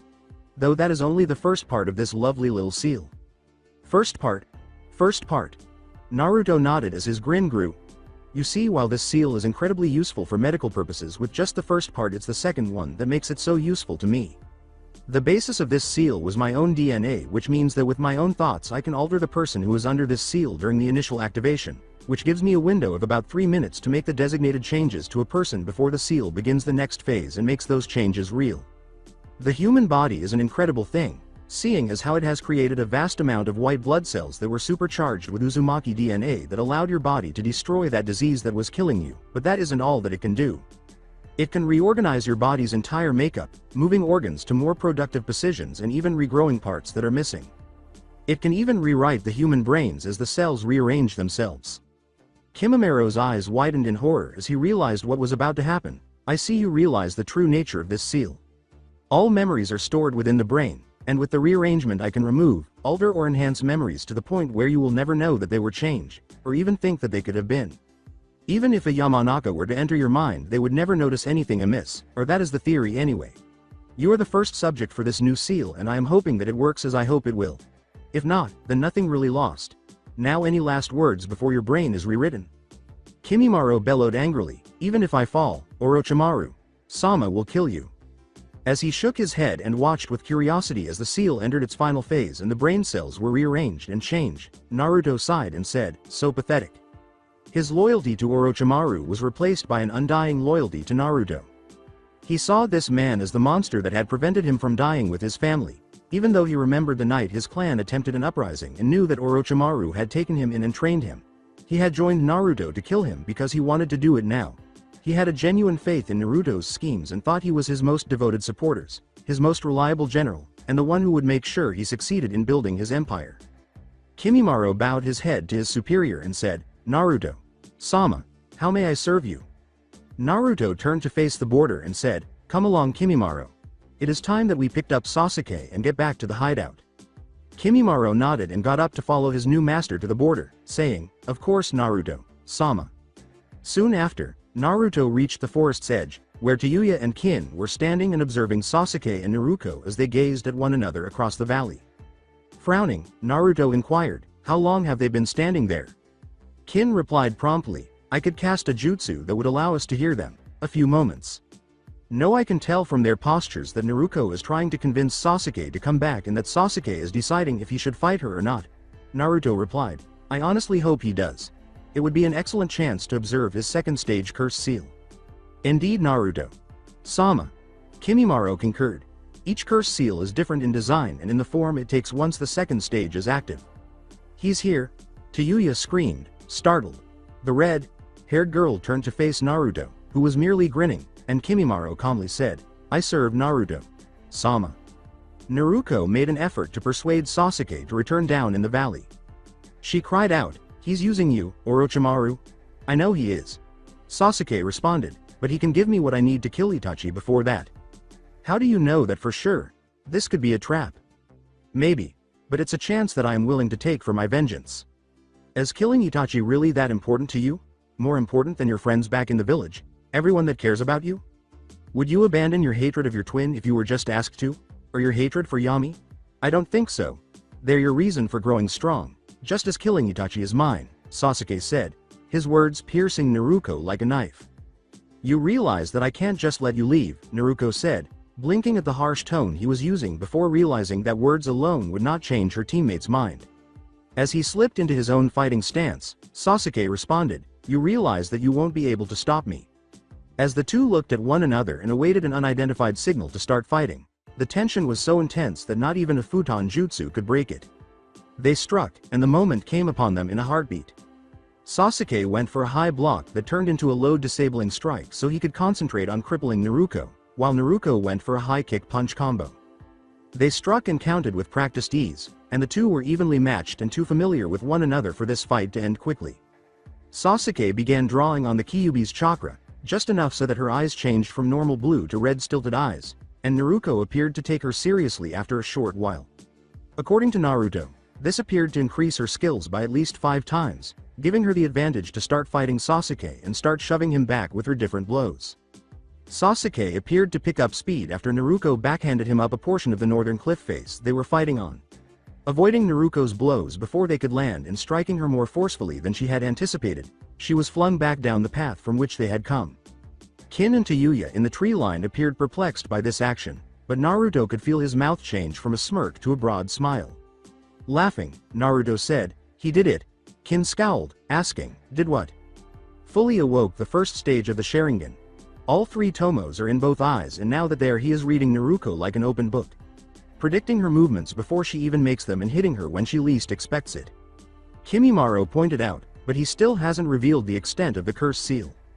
The battle was intensifying as Naruto had switched to ninjutsu and was using a variety of futon techniques to shoot Sasuke, who was swerving around them with only minor difficulties before launching his own Kaden techniques back at her. Naruto responded, if he is doing this well without it then it is a good sign. I can test it out myself after he is done here. Sasuke smirked as he directed the enormous fireball towards Naruto, who blinked at this before smirking and ceasing to channel chakra to her feet. She then let herself fall under the water to avoid the attack and surfaced with dozens of Kage Bunshin who attempted to attack Sasuke but were swiftly defeated, either by fist or kunai. Kaden. Ga Kakia. No Jutsu. Sasuke was all too familiar with Naruto's smile when she eventually came to the surface. He glanced around just in time to see that she had transformed several of her Kage Bunshin into suicide bombers by attaching explosive tags to them while they were rushing him. He appeared to realize that this was going to end badly, as evidenced by the widening of his eyes, and that his Sharingan could only reveal their origins rather than how to avoid them. Though it was clear that he would be in some trouble if he lost consciousness down there, Naruto's mind was racing and he tensed to move in and get him out of there if things truly looked grim when he saw Sasuke execute the same move as Naruto and drop beneath the water to avoid the worst of the blast. Yagaru, who had only arrived moments before the explosion, asked from the shadows, shall I retrieve him if he doesn't surface? As he watched closely, Naruto said, be ready to, but I don't think Sasuke is finished just yet. As he had predicted, the water beneath Naruto began to heat up, and a number of tiny fireballs emerged from the water, clearly much larger than they had been at the beginning. In a whisper, Naruto said, impressive. How so? Kin inquired, perplexed. Water normally would destroy fire jutsu, but if you concentrate the fire chakra into condensed balls of superheated fire you can launch them from underwater, at the cost of strength and speed. It's so difficult because it requires you to make many layers of fire, the normal inner layer and then the superheated outer layers to evaporate the water before it can hit the inner layer. It's a higher level Kaden training exercise, one that I didn't expect Sasuke to be able to pull off this early. I may have underestimated him, Naruto clarified. As she watched Sasuke emerge with the first stage of the cursed seal on his skin, Tayuya remarked, "That fucker used the cursed seal to enhance his abilities to the point where he could do that. The bastard is good, but he's burning through his goddamn chakra fast, not entirely." Yes, but it is odd that Naruto isn't using more of her Biju's powers. Yagaru thought about it. Against Uchiha, especially one that is fighting like he is, most Jinchuruki would be using more of the Biju's chakra, but Naruto is only using a very small trickle of power. Naruto asked hastily, his mind spinning, "You're sure?" "I'd bet my life on it." He replied, "Sasuke has been showing incredible skill, but Naruto has barely began harnessing the powers of the Kyuubi." Naruto laughed and turned back to the fight, saying, "This just got interesting." Naruto was smirking as he turned to face her and glared at Sasuke, who had the cursed seal activated. Though diversionary in nature, she knew that what he had just done was an advanced technique, and something told her that he was still holding back a little. This made him much more dangerous with the cursed seal. She told herself, no more games. She opened both of her palms and created 2 Rasengans, which she then expanded until they were big enough to cover her hands as she attempted to strike Sasuke, who was swerving around them and beginning to flash through his own hand signs. He then created his Chidori, which he used to counter one of her Rasengans, sending Naruto flying back because his strike was stronger because the curse seal had enhanced his abilities. Sasuke said, "Just stop, Naruto. You're outclassed." "No," she snarled as she rose again, began to create a bigger Rasengan, and fled away, attempting to steal his back. Only sidestepping the first blow, Sasuke then flashed through the 4 hand signs once more and made his Chidori, taking advantage of the gap in her strike and driving his fist through her chest. Sasuke simply maintained eye contact with Naruto while he withdrew the fist from her chest, causing her eyes to widen in surprise. He merely said, "I warned you," and turned to leave. Though it was swiftly put aside, Naruto blinked at the vicious efficiency with which Sasuke had struck and shocked his head. He also felt a tiny twinge of rage that someone had killed Naruto before him. Yagura caught their attention by saying, "She isn't finished." "What do you mean she isn't finished? That bitch just got stabbed through the chest and dropped into the water." Tayuya gasped. "She's a Jinchuruki. She will not die that simply, even if she is only at the barest of the basics in ability. In a situation like this, the Biju will amplify the healing rate to save the host. Add in the fact who she is fighting." Naruto continued, "The Kyuubi despises the Uchiha clan for controlling it in the past and will want to kill Sasuke more than it wants Naruto dead. It is going to help her, there is no question of that. Though how much shall be interesting." As Sasuke approached the opposite side of the valley, as they had predicted, he halted and turned to see Naruto directly behind him, her fist raised to strike him and her entire body covered in red chakra. The fist smashed into Sasuke's face, sending him flying into the rock cliffs. He was only able to blink as he bounced off, only to be caught by Naruto and flung across the water, skipping like a stone. However, she halted her pursuit there, jumping over him and slamming him into the water, where she appeared determined to drown them. Sasuke was shocked to realize, "It's like she wants to really kill me." Inhaling deeply, he concentrated, grabbed Naruto's face, and began pushing her away. He tried to insert one of his fingers into her eyes, blinding her, but she fought back as hard as she could until she had to release him and fling him to the river's bottom. First to surface, Naruto stood on the water, glaring down at Sasuke, who was surfacing a short distance downstream. Sasuke gasped as he truly concentrated on Naruto. The first blow was delivered by Sasuke, who saw the opening in time to strike with a knee into Naruto's rising leg, throwing her off balance and allowing him to punch her in the face with a right cross that sent her skidding across the water as he followed her. He tried to press the advantage, but it vanished quickly as she caught his kick and threw him towards the statue of Madara Uchiha, where he smashed into his knee and pulled himself out just in time to see Naruto had launched a fireball at him. Muttering under his breath, he bounded out of the crater he was in and plunged into the water, landing in a roll as he made his own hand signals. Sasuke roared, "Kaden! Ha Senka no Jutsu, Phoenix Sage Flower Technique." He sent off a dozen fireballs that quickly put Naruto back on the defensive.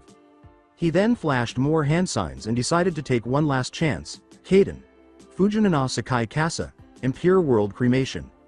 Sasuke's mouth erupted in a burst of fire so intense that the top of the river began to steam as it raced towards Naruto, who caught it moments before it struck her. In an attempt to maintain some distance from the flames and avoid colliding with the cliff face, she hurried away at a run to avoid the lightning strike. Naruto felt the explosion behind her as she leapt at the last second, and she was flung across the water, barely conscious and a little burned. Since he had expended nearly all of his chakra, Sasuke appeared worn out and his curse seal was beginning to wane. Sasuke felt the malevolent ki being aimed at him after just one step of standing up straight. He looked over to see Naruto getting back up, the charka cloak forming a fox around her. When he realized he was in big trouble, he swore, "Shit. What just happened?" Kin yelled, though she was done. "No. Kyuubi is in control now," Naruto replied. "Sasuke pushed her too far and she is barely conscious. Kyuubi doesn't want to lose and neither does Naruto, so we see the single tail of her power. The problem is that Sasuke is on his last legs. I don't think he can overpower her. Wait and see Naruto. Sama. He has not used the second stage." Kimimaro responded, "I have faith that he can best her." According to Tayuya, "I don't." Naruto struck with a roar, sending Sasuke flying by it and charging him faster than anything he had ever seen. The chakra tail did not even show up in his Sharingan. As he attempted to think of a strategy for fighting Naruto, or at the very least, outlasting her, he tried to keep some distance from her while skidding across the water. This time, Sasuke used the last card he had to play and drew the cursed seal to the second stage after being punched in the stomach and then launched into Hashirama's statue. A black cross pattern emerged between his now yellow Sharingan as his skin turned charcoal gray. He felt a surge of chakra as two wings tore from his shirt, but he was aware that this was only a momentary feeling, and he was ready to kill Naruto using the one method that might be able to penetrate her chakra coat. Using hand signals, he produced his Chidori once more and flew in Naruto's direction. Naruto had seen the Chidori's now gray lightning and had created her own Rasengan, leaping up at him in a primal rage. Naruto appeared unconscious and Sasuke was immobile as the two attacks collided in a loud explosion that engulfed them in a bubble of chaotic energy before sending them both hurtling out of it. Naruto nodded as he crossed the tree line and descended into the valley, approaching Sasuke, who was attempting to sit up and had now returned to his normal form. When Sasuke nodded for Kimimaro to assist him in getting over the border, the red-eyed blonde merely grinned down at him. He turned and looked at Naruto, who had Yagura standing above her. According to Naruto, "Leave her be. If I may ask, why?" "Two reasons. First, if we kill her here, that will only drive the Hokage into hunting down the perpetrators himself, and I am not ready to clash with him yet. Second, we do not need the Kyuubi running around free, or sealed into a more competent container. Best to leave him where he is." Yagura cautioned, "She may not stay incompetent." As he made his way to the border, Naruto laughed and said, "I hope not. It would be boring if this was her best when I finally kill her. Now let's go. We need to get out of here before they send another tracking team." Yagura followed Naruto and merely nodded. When the defeated retrieval team returned in the late evening, Shoji and Neji were critically ill and receiving medical attention from Tsunade, Shizune, and a group of medics. Kiba and Akamaru both had some bruises, while Shikamaru only had a few broken fingers. With multiple wounds and a severe case of chakra exhaustion, Naruto remained unconscious. At the moment, Minato was discussing the events of the mission with Kiba and Shikamaru in an attempt to determine what went so wrong. Kiba assertively said, "There was another group there." Minato questioned, "How can you be so sure?" "The guy in the turtle mask killed the Oto Nin I was fighting against. Saved mine and Akamaru's hides by doing that. He wasn't with Oto, but he wasn't on our side either," Kiba said bluntly. "And an unknown assailant attacked me just before I could kill my opponent. Troublesome." Shikamaru murmured, "We were played." Walking back into the room with Kakashi, Jiraiya said, "It seems that way. We found the trail of the third group. 3 of them at first and then they grabbed 2 more and Sasuke." Minato inquired, "Any familiar scents?" Kakashi sighed and said, "One. Naruto was there." "What?" cried Minato. The scent was similar to Naruto's and Pakun knows that smell. He was one of the 3 people following the mission, and the one that intervened in Shikamaru's fight. Kakashi clarified, "I don't know what he was doing here, but he was not alone." "This is troubling," Minato exclaimed. "I know that Naruto is a freelance shinobi, so he might have been hired by Orochimaru to make sure that Sasuke got across the border." Kiba added, "Doesn't explain the guy that saved me. Commission maybe." Shikamaru murmured, "More money for them if they are the ones that bring Sasuke and the other Oto Nin across the border." As the two blinked and obeyed the older Sannin, Jiraiya sighed, saying, "Money isn't the driving factor. Shikamaru, Kiba, please leave the room." Naruto was hired by AIM to infiltrate the ranks of the daimyo of Nami no Kuni. This may be part of that. Kakashi inquired, "This was what he was doing when you last saw him?" "Part of it. He's asked me to not tell some things and I will respect his wishes unless I think it's important, but this is. If he is working for that new daimyo, there is something bigger afoot. My spies managed to find out how this mysterious man got his position, Turns out that he did what you refused to do, Minato. He removed Gato from power, and the daimyo while he was at it. You mean the mission that the bridge builder lied about? Minato murmured. I didn't like it, but he should have been honest with us. You know that we might as well have killed him ourselves and saved him the walk home, Jiraiya murmured. Kakashi questioned. I never heard that part of the story. He was killed? Executed when he refused to stop building his bridge. Jiraiya replied. When this new guy showed up and offered them to do what we refused, they jumped at the chance. He somehow kidnapped Gato, killed his entire bandit army, the daimyo's own private forces and the daimyo himself before letting the grandson of the bridge builder execute Gato on the completed bridge. Minato questioned in disgust. That's pretty twisted. This is the man they want ruling them? Those people are happy. This guy saved them and is now having them live a life of plenty compared to the life of nothing that they had less than 6 months ago. So the question is, why would this new daimyo send Naruto and 2 others to assist with Sasuke's kidnapping? Kakashi exclaimed. Doesn't make much sense. After nodding in agreement, the 3 men were ready to depart when a nurse emerged to let them know Naruto was awake. Despite appearing to have been through a lot, Naruto was able to provide her report with clarity. It was Yami. When Sasuke woke up and ran off, while I fought that bone guy, Yami showed up, with a slashed headband. He let me leave while he fought that other guy. I don't know why, but he did. Minato sighed and said, Yami, that makes 3. What else can you tell us? Sasuke wanted to leave. That assertion was met with disbelief by the 3 older ninjas. I caught up to him at the border. And he refused to come back. Said that Orochimaru would help him get stronger. Think he was timing it so that he could get 3 years of training, before he swapped bodies. If Sasuke knew about this, he could get the timing right. Jiraiya thought about it, but that is a risky gamble. Kakashi said, anything else, Naruto? Not sure, but I heard voices before I passed out. Couldn't tell who they were. But one wanted to kill me. The other one told him not to. Said it wasn't worth the risk. Minato nodded and said, retaliation. He knew that if Naruto had been killed, he would instate Jiraiya or Tsunade so that he and Kushina could find the murderer. And, because I'm too weak. What? Cried Minato. Think one was. Like me. Jinchuruki. All 3 of them scowled at this, and Minato nodded to Naruto, informing her that she needed to take a break. Minato glanced at Jiraiya after they left the room, and he nodded. I'll see if any have gone rogue or unaccounted for, he said. Good. Minato let out a breath. Why'd I get the feeling that this is only the beginning? When Naruto and his shinobi group decided to call it a night, it was already getting dark. As they made their way closer to the hiding place Naruto had planned for them to remain at until he got word that his palace was finished, they had moved along the valley, avoiding Hai no Kuni the whole time. Sasuke woke up, moaning as he did so, while Naruto and the others were finishing dinner and a small fire was burning. You need to rest for a while, you burned through all of your reserves in that fight, Naruto said, passing the young Uchiha a tin cup filled with water. Sasuke took the cup and sipped at the water, knowing better than to swallow it all at once, and moaned, Yami. You did well, even with the handicap. Handicap? Scowled Sasuke. It cuts the chakra you would get from the curse seal by half. Naruto shrugged in response. The evil suppressing seal on you. So I would have beaten Naruto without feeling like this? Most likely. Naruto gave a nod. Now it is time for your choice, Sasuke. Will you be joining me, or should I let you go to Orochimaru? You will help me get stronger, without forcing me to be your puppet? It's an even exchange. I will help you kill Itachi, give you all the skills that you will need to do so, and in exchange you will aid me in my plans. What are your plans? I will not tell you unless you agree to this. But be warned, if you do agree to this, I will have to place a seal on you to ensure your loyalty. It will kill you if you attempt to betray me. It is far too dangerous to allow anyone to have the chance to betray me.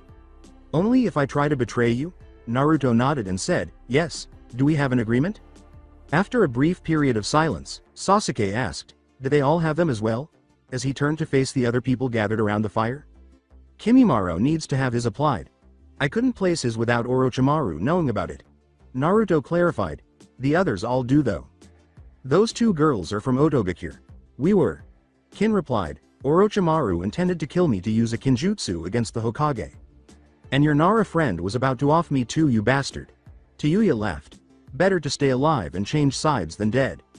After a brief period of silence, Sasuke nodded his head in agreement with Naruto's suggestion. After having Sasuke take off his ripped shirt and put the seal on him, the blonde nodded and swiftly followed suit with Kimimaro. There. You have a deal, Sasuke. I will help you grow far stronger than you ever imagined. Naruto gave a wink.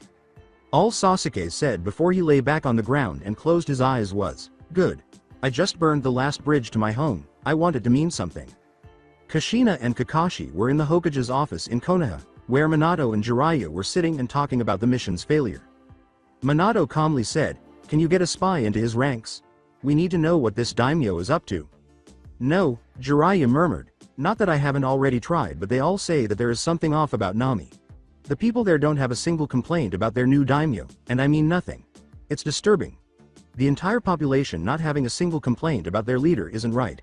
I don't want to run the risk of losing an informant with so little to gain." Kakashi questioned, "What about Naruto? Would he help us?" "I doubt it." Jiraiya nodded. "He's still mad at Naruto over what happened in the past, and after Tanzuka Guy he won't risk his neck like that." Kushina sighed, "There must be something we can do. There isn't much that wouldn't leave us at risk in turn." Minato added, "We will keep an eye out for Sasuke and see if we can locate them. If we find him in Nami, then we have grounds to demand his return, and if they say no, then we can invade if necessary. Is there anything else, Jiraiya Sensei?" "One more thing. Someone is rebuilding Uzu no Kuni." Kushina yelled, "What? Who?" "Not sure. They have a private contractor working on it, but they are mainly focusing on the capital." Jiraiya continued, "But this isn't all good. One of my spies managed to slip in and get us some details. The capital is being built to withstand siege. Chakra negating stone is being used for almost everything, and there seems to be seals being put onto each stone block. They are building a palace, and a real menacing one at that. This is meant to be a capital meant to withstand war, so either they have learned their lesson from what happened during the Second War, or they are planning on picking a fight soon. This is troubling. Any connection to Nami? None that I can find, yet at least. If they are connected, then they have done a masterful job of hiding their trail, but they are bound to slip up eventually," Jiraiya said. "Keep looking into it. If they are rebuilding Uzu, it may be inviting disaster. I'll try to send an emissary over to them. Hopefully they are interested in renewing the alliance between us." Minato gave a nod. "How's Naruko doing?" Kakashi inquired, spotting an opportunity to shift the conversation. "She's resting, but I know that she is going to want to increase her training. After what happened with Sasuke and what she heard from that third team, she is going to want to get much stronger." Minato gave a nod. "She isn't the only one." Kushina added, "I heard from Shikaku that Shikamaru actually asked for more training." Kakashi exclaimed in surprise, "Inara wants to train?" "It was bound to happen eventually." Kushina laughed, but he didn't like the fact that he was caught off guard like that. None of those kids on that mission took defeat well. "No kidding." Minato exclaimed. This was a debacle. Nothing more to say about that. All of the older shinobi nodded in agreement, understanding that whatever was happening was far more significant than they had first thought. Naruto led the group through a series of caverns 2 days after the battle in the valley, leading them to an underground safe house that he had his clones construct years prior. There was a small house on the edge of the large cave, and a small waterfall that led to a clear pool was nearby. High above them, the roof had naturally occurring fissures that prevented any smoke from remaining in the cavern. Torches needed to be lit at regular intervals, but the distance between them would take away nearly all of the place's gloom. As they made their way to the tiny house, Sasuke remarked, "Impressive." "I plan ahead." Naruto said calmly, "We will be staying here for almost a year, so get used to this place. We will start your training tomorrow." The frowning Sasuke questioned, "Why only a year?" All he said was, "Because by that time our actual home should be finished." The following morning, as Naruto and Yagaru got ready to begin their training, Sasuke, Kimimaro, Tayuya, and Kin stood in the now well-lit cavern. "Kin, you will start with the third set of exercises. Focus on your chakra control with those jutsu." Kin nodded as she made her way to a section of the cave to begin practicing. "Yes, sir." "Tayuya, from what I observed, you are a genjutsu specialist as well. Inside the house are several dozen scrolls on genjutsu, ranging from the simple to infinitely complex. Start going over them and seeing what areas that you need to improve on. Once you've done that, speak with Kame and he will have you start working on physical exercises as well as mastering your elemental affinity." As she entered the house, Tayuya snorted, "Whatever fucker. Kimimaro, Kame has managed to make copies of the more advanced techniques that your clan was capable of. You are almost entirely self-trained in this area, and I want you to start filling in the gaps in your abilities." Kimimaro nodded as he took the scroll from Kame and said, "Yes, my lord. And now you, Sasuke. I have a good read on your abilities from your battle with Naruto. You have an affinity for both fire and lightning, and are a skilled taijutsuist. Your Sharingan is impressive at the moment, however there is still much further for you to go before you can match Itachi in that area. We will begin with a light spar every morning, then ninjutsu practice. This will entail perfecting any jutsu you are working on or to learn any one that you want from the scrolls in the house. After that you will break for lunch, and then that is when we will start with the mental areas of this. After that we will have one last spar before dinner and then the rest of the evening is yours. Naruto was mentioned. Sasuke remarked, that's rather well planned. Planning ahead is key to everything. Naruto replied, as we go we will alter this regiment as needed to include anything that you may want to learn or feel like you will need at a later date. Now let's begin. The pattern started then. Sasuke would spar with Naruto in the cavern every morning, but occasionally, for a little change of pace, he would spar with one of the other people there. On these days, Naruto would be off working on his seals, letting Tayuya practice a genjutsu on him, or working with one of the others to help Kin perfect her jutsu. Following that, Sasuke would be practicing his own ninjutsu and learning its nuances from Naruto, who also taught him the ins and outs of tactics by having him play shogi and a few other war games he had created. This forced him to think as creatively as any Nara and preserved the Uchiha's brutality. By the end of 6 months, Sasuke's strength was still increasing and he was on par with most Chunin. Kin had become a proficient espionage shinobi, a high-level Chunin shinobi, and a competent wind ninjutsuist. Under Yagura's careful supervision, Tayuya had worked hard to restore her abilities to their pre-cursory state, before she became so dependent on the cursed seal. As a result, she was now a Jonin. Kimimaro had advanced to even higher levels, becoming proficient in many of his clan's more challenging techniques and getting closer to being able to take on a shinobi of the cage level. Naruto threw a wooden practice sword to Sasuke at this 6-month mark. What's this for? Inquired Sasuke. As he picked up his own, Naruto said, I've seen you working on your variations of the Chidori, and thought that this would be a good way to expand it further. Now then, let's begin. With just a nod, Sasuke took hold of the practice sword and they started fighting. When he was sure of what he had, Jiraiya headed for the Hokage Tower, frowning as he reviewed his discovery once more. As he approached the main office, he noticed Minato had completed some paperwork and gestured for him to follow. The young Hokage got up and followed his sensei into the city, pausing on a bridge in one of the parks, scowling but nodding. Jiraiya said, we may have a problem. Minato frowned and asked, what is it? The Akatsuki for starters. They're on the move at last. Jiraiya said, there are 3 Jinchuruki that are missing. One is supposedly dead but there was no body to confirm it. The other 2 are gone. This is about the third party in the Sasuke retrieval mission. Yeah. I've been going over each Biju and found only 4 potential candidates. First is the Rokubi, sealed in a nin from Kirigakure named Utakata. But he's a wanderer and hasn't been seen in some time, so I doubt that it's him. He doesn't like to use his Biju's abilities from what I've been told. The other 2 only went missing recently, but it could be something bigger. First is Han from Iwagakure, Jinchuruki of the Gobi. From what my spies tell me, he is a pariah in his village and has a temper because of it. Thing is, he was looking into Nami no Kuni just before he disappeared. Could be nothing, but it could be something big. The other one is Fu from Takigakure, Jinchuruki of the Nanabi. Since they are friendly with us, I got plenty of intel and it seems more likely she finally left after all the verbal abuse that she was taking there. Shibuki did what he could, but that wasn't much in the end. That leaves the Sanbi. He was sealed into Yagaru, the Yondaime Mizukage. Minato replied, but he's dead. No body. Jiraiya replied, not to mention that by now the Sanbi would be out and about again. So unless the sealed it away as soon as it reappeared, I doubt that he is dead. It's a good theory, but why would they say he is dead if he isn't? Leads into the bigger picture.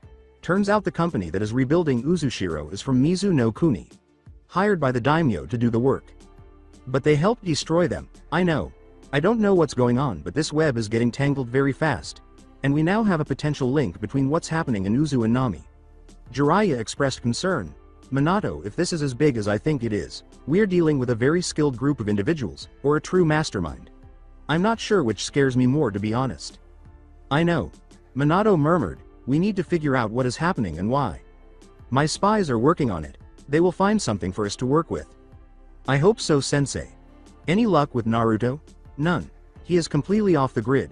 My spies haven't found hide or hair of him since he left Tanzuka Gai. Which likely means that he is in Nami no Kuni. Minato sighed, I hope he is alright. Jiraiya assured his student as they gazed at the water flowing past. He's smart and cautious. He will be fine. No luck on Sasuke either. Wherever he is, It is probably somewhere well hidden and he won't be found until they want us to see him. That is what worries me. Minato sighed as he began his departure. Oh, and Jiraiya, sometime in the next few months take Naruto on a training journey, would you? I want her out of the village and hard to find if the Akatsuki come looking. Jiraiya let his student go, thinking about what his spies should do next, and said, will do. Sasuke had defected from Konoha a year earlier, and Naruto was standing in the cave's entrance that morning when a messenger bird carrying the tube casing's whirlpool symbol arrived. As he walked back into the cavern, he smiled, opened the letter, and nodded his head, sending the bird flying. Yagaru and Kimimaro merely nodded when Naruto said, gather your gear, we are leaving. Kin, Tayuya, and Sasuke all blinked in surprise. Where? Inquired Sasuke. As I told you a year ago, we are heading for our actual home. This was only temporary while they finished building. Naruto continued, I just received word that it was finished, so we are going to start out. While Tayuya snorted at him and gathered her belongings, Kin nodded and followed suit. Sasuke inquired, where exactly are we going? Naruto laughed as he began to leave, saying, curiosity killed the cat Sasuke. Sasuke said bluntly, I'm not a cat, and if you expect me to come with you I want to know. If you want to live you will. The seal will only kill me if I oppose you, attempt to betray you.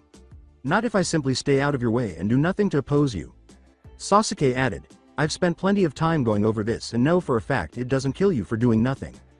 Is that so? I also know who you really are. Naruto Uzumaki Namikaze. With a look of surprise, murderous rage, and curiosity, Naruto stopped and turned to face Sasuke. How? He asked. It's the little things that gave it away. You may not have lived together for more than 10 years, but you have similar mannerisms that Naruto has, especially with training and eating. You make certain hand motions when you're angry that Naruto does. You hum the same tune that she does when you are training. And you have the same taste for ramen, particularly miso ramen. Sasuke went on to say. After a few moments of intense staring, Naruto burst out laughing. Sasuke was taken aback by this. He had anticipated his anger but not his laughter. Well done. Well done indeed. Naruto laughed as he sighed. I hadn't realized that it was that obvious, but you have spent a great deal of time with both of us, so it makes sense. Sasuke wrote, I expected you to get mad. Most would. Naruto replied, but I expect great things out of you, Sasuke. You managed to do something today that few people can say that they have done. You impressed me. So because of that I will be as honest with you as I possibly can be without damaging my plans. Foreknowledge of what I may need you to do may cause problems that we couldn't begin to guess at. Fine. Where are we going? Uzushiro. Naruto said, I have had it rebuilt, made into a true fortress this time, as you will see once we arrive. Why there? Every empire needs a capital, and that is exactly what I am building. Why? Because that is what this world needs, Naruto laughed. This world, as it is now, isn't ruled by the daimyos but by the shinobi villages. They are the ones that decide when we go to war and when we have peace. They are the ones that will bring about more pain and suffering than anything that any madman could come up with. What this world needs is stability, a guiding hand to ensure that we prosper and thrive as we are meant to. But with the current placement of power there is no way that we can do this. So I devised this plan. It has taken almost 7 years to come this far, and in the end it will take a few more before we really get close to finishing. My first stage is setting the stage for this empire to rise up. This included recruiting the best of the best, gathering my own forces and bringing the variables under control. What variables? The civilians. They're the X factor in all of this. In the short term they're nothing really, but they outnumber the shinobi by a 10-to-1 ratio. All it takes is one of them to have a visionary idea and then they can topple the system that I am building. So I have brought them under control with a loyalty seal. It will ensure that they are loyal to me and my successors, making it so that they will never revolt against me and that they will continue to be productive. It will not stifle their thinking and will not destroy their lives, instead it will make them more productive, and make them try all the harder to improve this empire. When we get to Uzushiro I will begin making plans for something to really help the civilians. They make up the majority of this empire and must be cared for properly if we are to flourish. Okay. You said stage 1, what are the other stages? There are 3 in total. The second one is conquest. This is where you and my army come into play. We will bring the other nations of this world to heel, and bring them into our empire. This will take a few years to do properly, but in the end it will be done properly. Stage 3 is the establishment of power, as well as checks and balances. Remember this, Sasuke, power corrupts, but absolute power corrupts absolutely. And what is my role in all of this? You will be my right hand. My general that will ensure that my plans come to fruition. You proved today that I was right in choosing to do so. You have shown insight and planning. You will also be one of the checks and balances that this empire will need.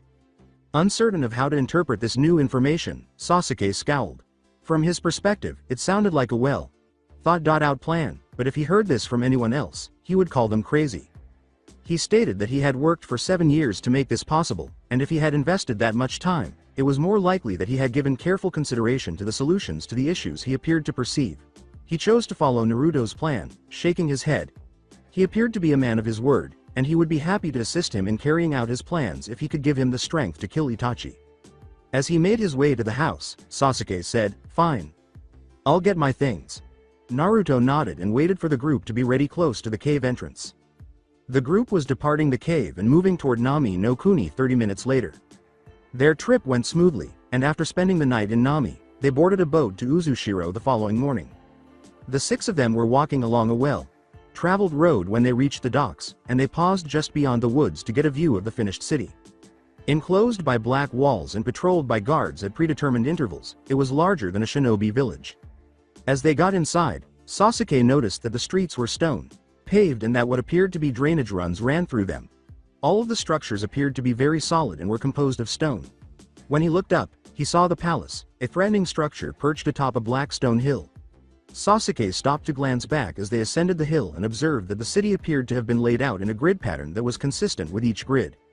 Naruto greeted everyone as he entered his palace and opened the doors, saying, "Welcome to Uzushiro, our home, our fortress, and our capital." With pillars arranged regularly on both sides and paintings or vases positioned regularly in between, the entryway was enormous. The center of the stone floor was covered with a red carpet that led to 2 sizable double doors. Sasuke's eyes were shooting out of his head as the shinobi entered the palace. Even by shinobi standards, this was impressive, but he hadn't anticipated anything like it when he had left the cavern. As he approached the double doors, Naruto remarked, "We will resume training tomorrow morning. Explore this place to your heart's content." Sasuke soon lost sight of Naruto, and the young Uchiha began to wander the dim stone corridors. There were hundreds of rooms in the enormous structure. The first floor housed the enormous kitchens and dining hall, as well as storage and servant quarters. There was a huge library with books on every topic on the second floor. Additionally, there were guest rooms with various color schemes, some of which he could tell were intended for those who intended to live there permanently. Sasuke entered one of these rooms, which had clearly been intended for him because it had been painted in colors reminiscent of his former room in the Uchiha compound and contained pictures of all of his deceased clansmen. In the front room, just above a pair of armchairs, a banner with the Uchiha crest was suspended from a wall.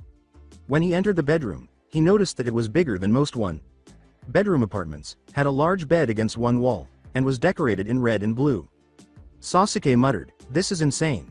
He saw that everything he would need was in this room, including a desk with maps and a lamp above it, a dresser with a picture of his parents on it, and a weapon rack that was close enough to the bed for him to quickly grab something if he needed to. He left his rooms and proceeded to explore the palace, shaking his head in response. He encountered Naruto, who was ascending from the lower levels, near the end of his exploration. Naruto said, "Everything to your liking." With a fierce look, Sasuke questioned, "How did you get all those photos?" "I have a spy in Konoha who got them and sent them here for me. I wanted to make this place as comfortable for you as possible. This is your new home and I want you to feel like it is your home." "Why do all of this? As I told you, you are my right hand. I wanted to make sure that you would be comfortable here. If the room is not to your liking, I can have it remodeled and you can stay in one of the guest rooms while this is done." Naruto sighed. "It's fine." Sasuke responded, "This place is impressive. How did you get it built without anyone noticing?" "I had one of my people handle it. As of this moment all of Mizu no Kuni is under my control." "Those loyalty seals?" With a harsh tone that seemed to be a warning to Sasuke about what would happen if he somehow managed to get past the seal and betray him, Naruto said, "On the civilians. The new Mizukage had to have her mind destroyed. She attempted to betray me after I helped her gain the position. I do not take betrayal kindly. The shinobi know that I am the true leader of the nation and are ready to serve me at a moment's notice." "Why take all of Mizu though? They are dangerous. They are the most skilled shinobi in naval warfare and I couldn't fight a war on 2 fronts. By having all of Mizu ready to be a part of my empire at the moment we are finished consolidating our power is key to my plans. With their shinobi at our backs and keeping Kumo and Konoha off balance we have a massive edge." Although Sasuke was taken aback by this, he recognized the wisdom of the move. The more he discovered about Naruto and his schemes, the more he understood that Naruto had begun to frighten him, and he was already ready to bring the second phase to fruition. Naruto inquired, "Is there anything else?" Sasuke resumed his walk and said, "Not right now." Naruto gave this a nod before heading off to the war room on the third floor. He examined each village's current state while standing in front of the map, and although he couldn't be positive, his estimations ought to be fairly accurate. Iwagakure was on high alert after losing one of its Jinchuruki. Even though Gaara was a wild card in the situation, Sanagakure still had enough men to pose a threat despite their weakness following the attack on Konoha. With both Jinchuruki still active and well trained, Kumogakure was as powerful as ever, making them the most war-ready of the villages. Following the battle, Konohagakure was marginally weaker, and their inexperienced Jinchuruki put them at a disadvantage, particularly after losing Sasuke and Naruto's trust was shaken.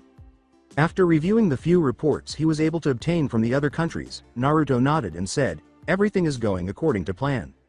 He was now concentrating on Kumo, who posed the greatest threat. Shortly after the Third War, and even more so after the abortive Hyuga kidnapping, they had dissolved their ranks. If he didn't find a way to divert their attention or temporarily placate them, they would do him the most harm as things stand. He shook his head, deciding that it was far more important to prepare his own forces at the moment than to discuss ideas with Yugura later to get the former leader's opinion. In the hotel where he was now staying, Jiraiya scowled as he shifted the next report over on the desk. In order to obtain reports from Nami no Kuni and the recently resurrected Uzu no Kuni, he had gotten closer to the Hai no Kuni border. After 2 weeks there, he was hoping for something much more tangible, especially after receiving aerial photos from one of his spies who had an eagle summoning contract. However, both reports were scant. The daimyo had lived in Uzushiro, the former capital city of Uzu, which had been rebuilt as a fortress city with a huge wall enclosing it and guards on duty all the time. Additionally, a sizable portion of the forest surrounding the city had been cleared, leaving a large open space that made it impossible to approach the city undetected, at least from the ground. As he went over the pictures once more, Jiraiya muttered, "What are you planning?" "There are black stone walls, massively grid, patterned stone buildings, and a massive fortress that overlooks everything." It seemed as though this location was designed to either start or manage the next conflict. With a sigh, he returned to examining Nami's contents and observed that nothing new had emerged in a while, along with the observation that the daimyo had been missing for a while, presumably overseas. Jiraiya got up and walked away from the desk, intending to return to this dilemma later and, perhaps, discover what he was searching for in all of these reports. After 2 months, Uzu and Sasuke came to the realization that the training in the cave had been insignificant in comparison to what Naruto had in store for him once they arrived. Now that he had the proper equipment, he had Sasuke doing new physical exercises that forced him to use muscles he had not previously recognized as having such a function. He was also promoting Sasuke's jutsu and tactics expertise. Sasuke began learning new skills as a result of all of this and was about to create something extremely lethal. By the end of the second month, Naruto was standing on the palace steps, gazing at the gates, when he noticed 2 individuals coming. Sasuke frowned and said, "Expecting company?" as he approached. "Yes, actually. They are right on time." "Who?" Naruto laughed, "2 more of my generals." Sasuke smirked and asked, "How many generals do you plan on having?" "This war is going to be fought on multiple fronts. I need to make sure that I have enough skilled people leading the battles.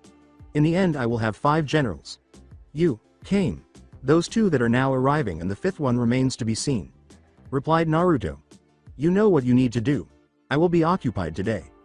As Naruto approached the gates and arrived just as they opened to let in the 2 figurisa, a man in red armor with most of his face covered and a woman with mint green hair and a strange container on her back, as Sasuke shrugged and headed off towards the training grounds. "Fine." Naruto bowed his head slightly to them and said, "Welcome to Uzushiro." The man growled and said, "Who are you?" "Your host. I was the one who sent my 2 associates to recruit you." Naruto laughed. "You have journeyed quite a distance. We can discuss business up in the palace after you have had a chance to refresh yourselves." As they followed Naruto up to the palace, where he had 2 servants take them to their rooms, the 2 exchanged glances, not anticipating this sort of treatment.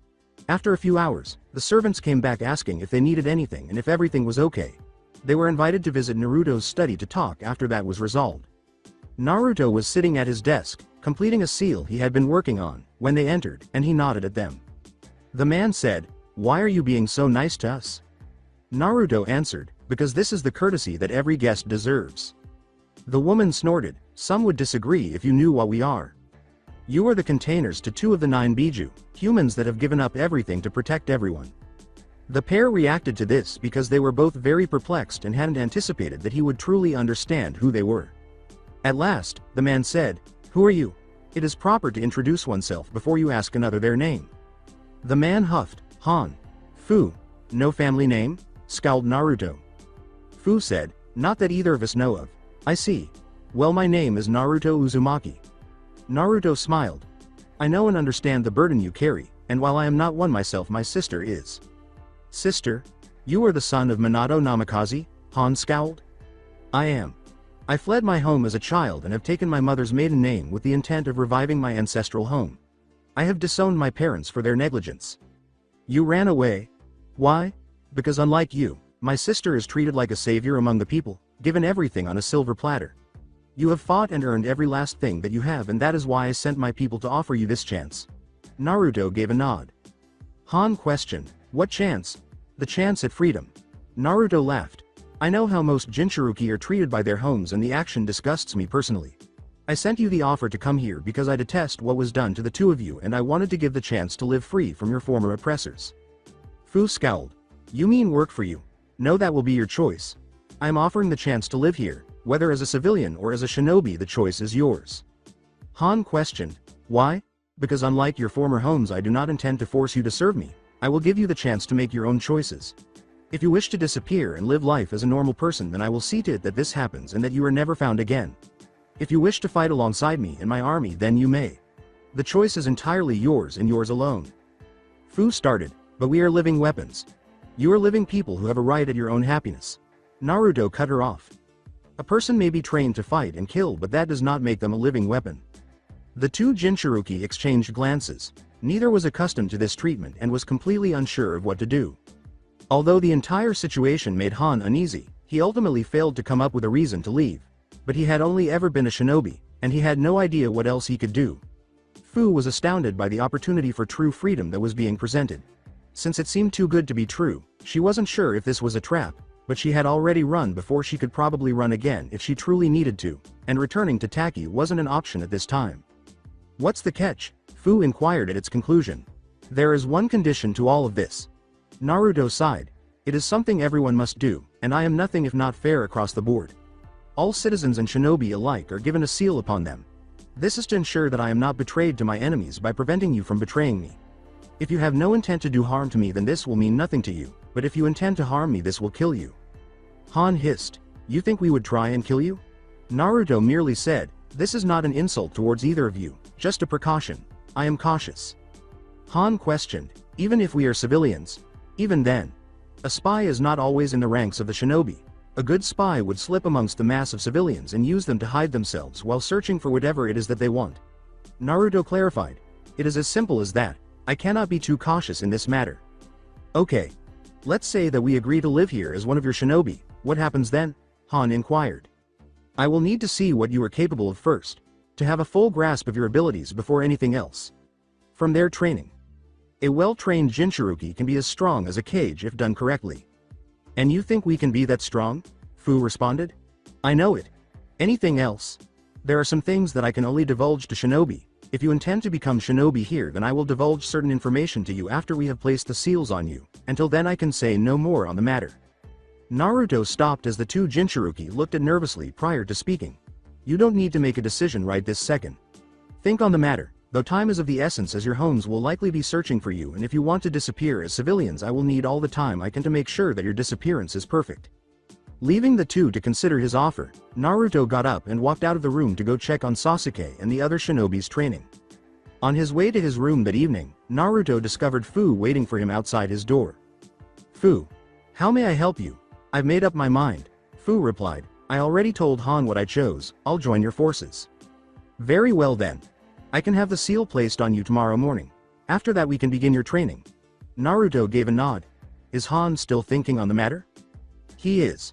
He seems to be leaning more towards being a shinobi, but that's the only life he has ever known and he isn't sure how to do anything else, Fu acknowledged. Understandable, of course. I trust that he will make the decision that is best for him. Naruto replied, "I will see you tomorrow, Fu, have a good night." Fu nodded as he led him into his quarters and began to depart, saying, "Thanks." As Naruto completed applying the seal to Fu's chest the following morning, Han showed up and scowled. He questioned, "Is that really necessary?" "Yes. It needs to be placed over the heart to make sure it works properly. Quickest way to kill a person is to stop their heart, though one on the brain works too. Problem with that one is that if someone tries to enter that person's mind, it may accidentally trigger and kill both of them. Too risky and too prone to killing people that haven't done anything wrong." Naruto clarified as he completed the designs and used his chakra to seal them. "Now what can I do for you, Han?" "I made my choice. I'll join you, as long as I get the chance to destroy any Iwa shinobi that you wind up fighting." Naruto smirked and said, "What makes you think I will wind up fighting Iwa?" "I'm here for starters." Han laughed, "And from what your guy in the turtle mask said when he talked to me, it seems like you were gearing up for war, and it's pretty likely you will wind up fighting against Iwa." Naruto laughed and gestured for Han to come closer and take off his armor, saying, "Impressive deductive abilities, Han. Once I am done with this, I will tell you as much of the plans as I can without giving too much information. Some things aren't set in stone and others can't be told in advance since it might cause the entire situation to change." After applying the seal to Han, which took some time, Naruto nodded and gestured for them to follow him while he spoke. "What you have to understand is that the world is on the brink of chaos. The shinobi system isn't solving the problem that is plaguing us, the cycle of hatred as Jiraiya of the Sannin would call it. The shinobi system is the cause of this problem, and the only way to stop the spread of this infection is to cut it out from the source. It is why I am building this army, making this place a fortress and preparing for a war that no one else sees coming, because the only way to save this world is to start this war. The nations of the world will be brought to heel and made to see that in the end this is the best path to peace. Our first phase is almost complete. We have almost gathered all the necessary people to make these plans a reality, and to have my army ready for combat. The second phase is going to be the conquering of these nations, bringing each one under our control and ensuring that they see the truth of the situation. Finally, once we have completed this task, we will fully establish ourselves, divide up the power so that no one man, or woman, has all the power." Fu questioned, "You knew we would join you? I hoped you would. I was sincere in my offer for you to disappear. I hoped you would choose to join me in this fight, but I wasn't going to force you to do so. I would like to think that I am a better option than the shinobi system, and the only way to prove this is by actions, thus letting those who have never had a voice speak and make their own choices," replied Naruto. "How do you intend to conquer all these nations?" Han responded. "First with superior shinobi. Most shinobi never reach their prime, and I intend to make sure that as many of mine do. Today is just a day to get you two integrated into my forces and see what you already know. Tomorrow we will really start training you two, and make sure that you are ready for the responsibilities that I intend to give you." "Responsibilities? You two are going to be commanding my armies. I cannot do everything myself, so I have chosen the best of the best to lead my armies. You two, along with Kame, the one in the turtle mask that you met, Han, and Sasuke Uchiha will be leading my forces." "Sasuke Uchiha?" Fu yelled. "You kidnapped Sasuke Uchiha?" "No, Orochimaru's forces kidnapped him. All I did was take him before Orochimaru could, along with two of his personal bodyguards that had potential." Naruto laughed. "Sasuke has great potential and he will be leading my armies alongside you two." "Why him?" scowled Han. "He is stronger, or will be stronger, than the only other remaining Uchiha. Which does bring up one more problem area that will need to be addressed, the Akatsuki. Who are they? A criminal organization that is hunting Jinchuruki. Another reason I wanted to make sure that you two were out of harm's way. If they had managed to catch you, they would have killed you and used the Biju against the world." Naruto clarified, "Here you are safe from them." "You sure?" inquired Fu. "Beyond a doubt. I have made sure that certain measures have been taken to protect this place from most Akatsuki members, and it would take a full assault on this place to breach those walls." Frowsing, "There anything else?" "There always is." Naruto laughed. "Brr, for the moment you know everything that you need to know. Now shall we begin?" When Jiraiya saw the most recent pictures his spy had sent him, he scowled and realized something was wrong. After several hours of arduous travel, Jiraiya arrived at Konoha, moving swiftly. He hurried to Minato's house by jumping over the rooftops and discovered his old pupil practicing senjutsu and meditation outside. Jiraiya gasped, "Minato, we have a problem." Minato got up and approached the older man, asking, "Sensei? Are you alright?" "I'll be fine. I found them." "Found who?" "Sasuke, Naruto, the missing Jinchuruki. All of them." "Where?" "Uzu. All of them are in Uzu." "What?" Minato cried in disbelief. Jiraiya nodded as he gave him the pictures, which included the training area close to the palace, pictures of Sasuke and Naruto sparring, pictures of Han using a steam attack on a training dummy, and pictures of Fu practicing earth-based jutsu. Spies just got these to me. The pictures included pictures of other shinobi, including 2 that were verified to be Otobakure shinobi, one wearing a turtle mask, and another brandishing his own bones as weapons. Minato said, "This is bad. Very. I suspect the turtle-masked one is Yagaru, and that he is behind all of this, but I could be wrong." Jiraiya stated, "There is too little information to be had from all of this. No way of getting inside without being seen? Number? That stone used for the walls has a seal on it that magnifies the effect of the chakra negating properties, making a sphere around the entire city that stops any summon from getting in, and with the constant patrols on the walls they would see someone gliding in. Tunneling isn't an option since they apparently have a giant metal slab under the whole city, stopping you from tunneling in, and this goes out beyond the walls as well, so trying to take out the walls by tunneling under them isn't an option either. Our best hope is to keep an eye on them and be ready for whatever it is that they do." Minato sighed, "I already sent an envoy over to them. Have Inoichi ready to do a mind search on them and make sure that there is nothing off about them, assuming that whomever is in charge of this place doesn't kill them outright." Jiraiya added, "I'm going to be sending word to our allies and warning them about Uzu now. We need to be vigilant in this matter." "Agreed, Sensei." Minato gave a nod, "But we now know where Naruto is. Could we get him a message?" Jiraiya cautioned, "I can see what I can manage, but it seems very unlikely." Jiraiya left the yard as Minato sat down again to resume his training, gazing up at the sky and experiencing a feeling of dread as if the entire world were inhaling deeply before launching into the unknown. Naruto stood outside his palace's doors, staring down at the gates where a group of people appeared to be conversing with the on-duty guards. Naruto couldn't see anything from this distance, but he had a suspicion that these were probably Konoha shinobi, and they arrived just in time. Sasuke went outside and said, "Trouble?" With a dismissive gesture, Naruto answered, "Not at all. Just some guests that I will be entertaining." Sasuke snorted, "If you say so. By the way, is Kimimaro alright?" "To my knowledge he is." "Why? He seemed kind of off today during our spar." Sasuke responded, "Nothing too bad, just not all there." I'll look him over later." Naruto stated, "Now I am sure that you have better things to be doing than chatting with me." As he made his way to the training area, Sasuke nodded and asked, "How much longer do you plan on training me?" "Not much longer, I promise. You are almost ready to kill Itachi." "Good." Sasuke departed after saying that last thing, and Naruto returned his focus to the gate, where a runner was coming bearing a letter for him. Naruto opened it and quickly read that it was from Konoha and that they were looking to renew the peace treaty that had previously been in place between them and Uzu. He chuckled to himself as he instructed the runner to enter the building, escort the Konoha shinobi to the palace, and inform them that he would see them in the meeting room.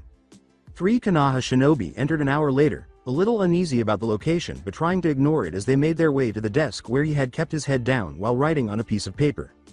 One of the shinobi, who was presumably the leader, stepped forward and said, "Thank you for taking the time to see us. We are." Naruto looked up and saw all 3 of them recoil in surprise as they recognized him, which gave him enough time to activate the seal beneath the desk that locked the room down. "Here to try and make peace between us again. Yes, I read your missive." He walked slowly around the desk, wearing the smirk that only a madman could pull off. The lead man yelled, "You're Naruto Namikaze. What are you doing here?" "I rule this place, this start of my empire." Naruto laughed, "And you 3 are going to prove to be extremely useful." With a cautious glance around the room, the second man asked, "What are you talking about?" After vanishing from view, Naruto slammed a fist into the first man's stomach, causing him to collapse to the ground from the force of the blow, then sliced the back of his neck, rendering him unconscious. "You will see." The other 2 reacted swiftly, sending kunai flying at him. Naruto just phased through them as he approached them and watched as they attempted to attack him once more. He turned and let their blows go through him, striking the second man in the face and sending him flying into the wall with enough force to bounce off of it and land on the floor a few feet away. In a panic, the final man attempted to exit the door, but it refused to open, and even when he struck it with a kunai, the wood didn't even show any signs of being scratched. With a chuckle, Naruto took the man by the nape of his neck and repeatedly slammed his face against the door until he too passed out. He hummed as he created 2 clones and had them pick up the bodies while he deactivated the room's seals and led the 3 Konoha shinobi into the dungeons to start working on them. That wasn't nearly as bad as I thought it would be. After making sure the 3 men were healed, he walked them back to the gate himself after completing the task, which only took a few hours. The lead Konoha nin nodded to Naruto and said, "Thank you for your time." He then left with his team to return to Konohagakure. Yagura stepped out of the shadows and asked, what was that about? Sending a present back to Konoha. Naruto laughed, I'm sure that they will love it. As he and Naruto made their way back up to the palace to resume training their general shinobi forces, Yagura simply shrugged at this. Following the Yodem Kazukage's death and the invasion's failure, Suna had undergone significant change. Gaara had put in a lot of training during that time and had shown himself to be a superb shinobi, particularly after he began to demonstrate much more control over Shukaku. With this new role, he would start monitoring international affairs more than ever before. He was currently being made into the newest Kazukage. Checking in on her younger brother, Tamari said, Hey Gaara, everything okay? Maybe. Gaara murmured, I've been looking over the reports of the other nations and found something interesting. What? It appears that Uzu no Kuni is rising again, and that they have made no attempt to contact any of the larger villages. Gaara said, It's him. Him? You mean Yami? Yes, he wouldn't stay in AIM for long. It only makes sense that he would rebuild an old nation to be his own. Gaara gave a nod. And what do you think is going to happen because of that? He will bring war onto these lands. Gaara looked up and said, Tamari, prepare our people. Uzu is going to make the first move soon, and while we may not be first targets, we will most certainly be called to take a side soon. Who do we side with?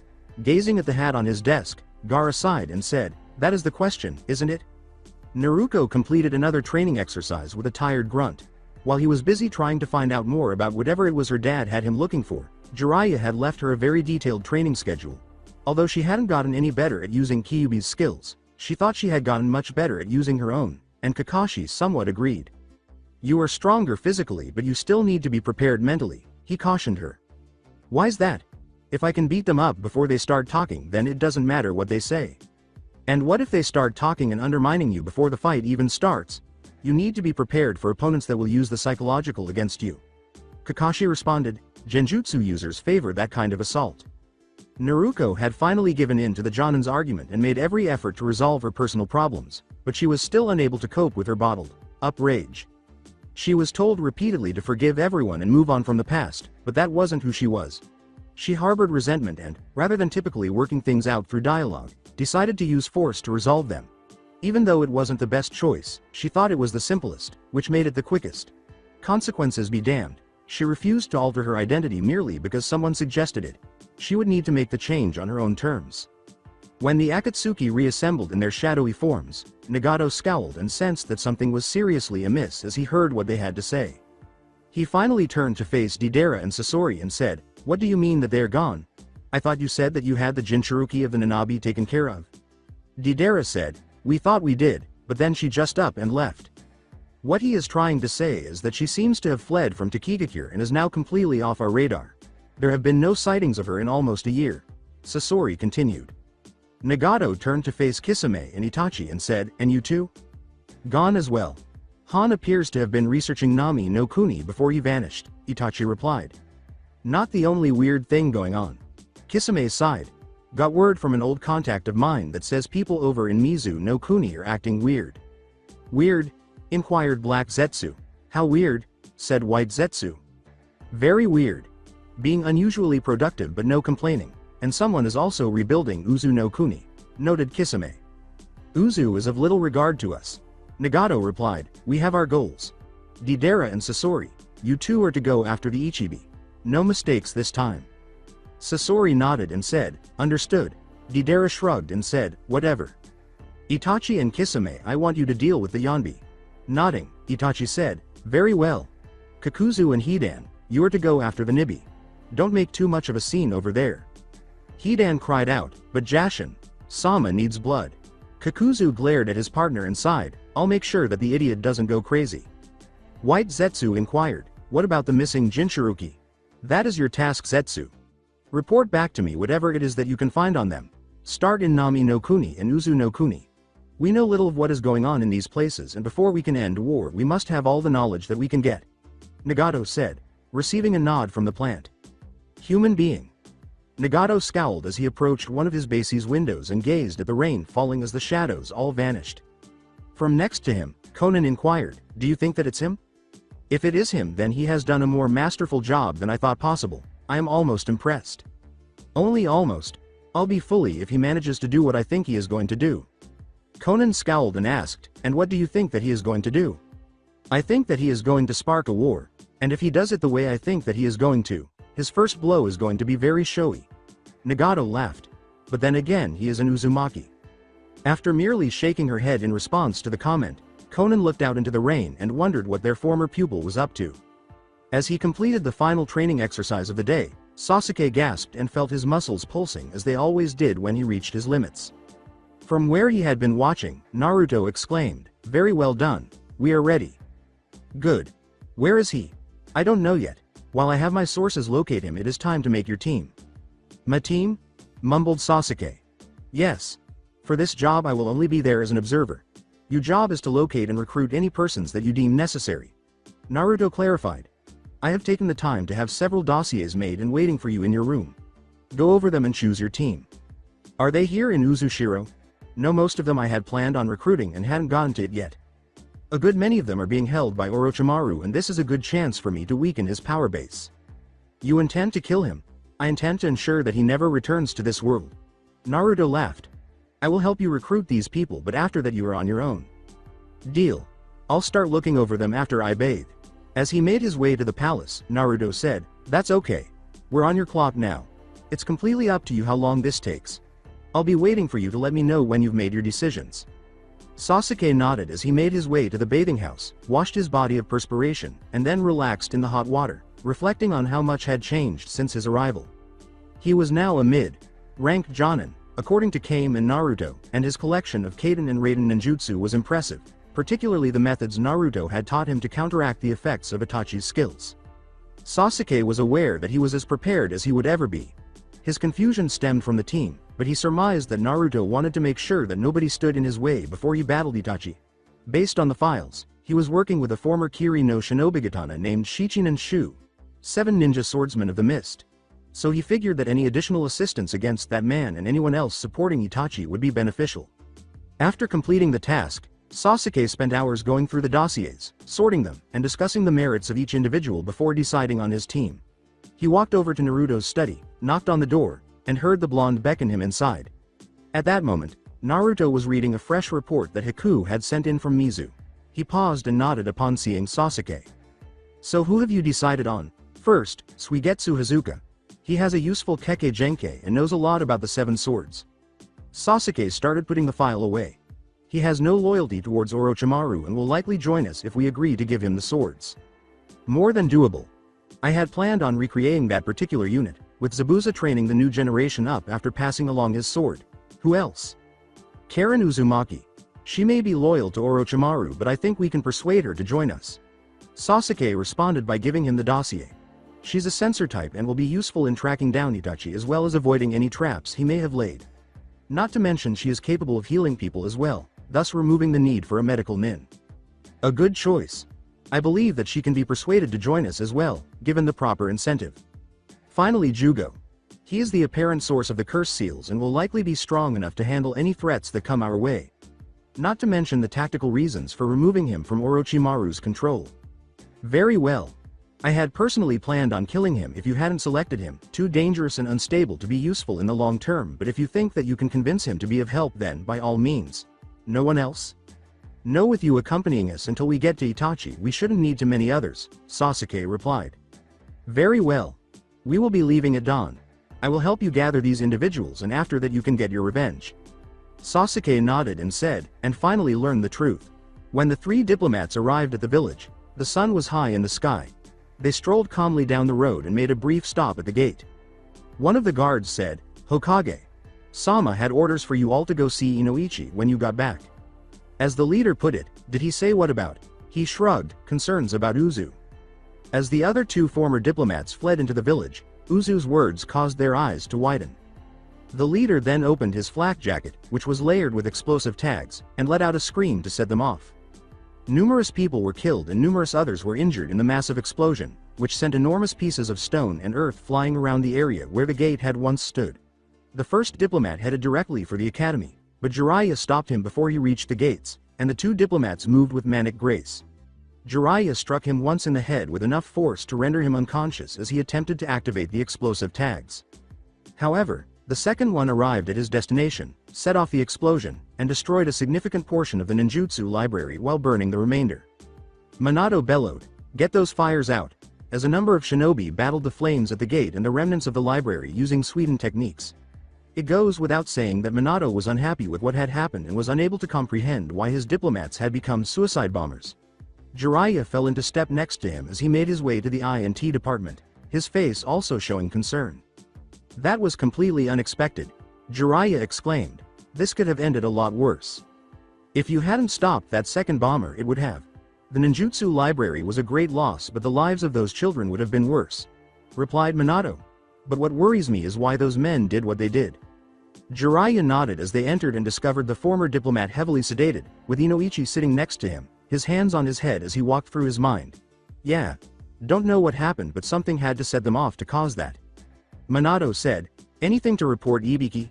Ibiki's voice concealed the unadulterated fear in his eyes as he said, "Nothing much, Hokage. Sama." The man was just screaming that he had to complete his objective and that was it. "We had to sedate him when he tried to bite Inoichi." "Sir, permission to speak freely?" Ibiki asked.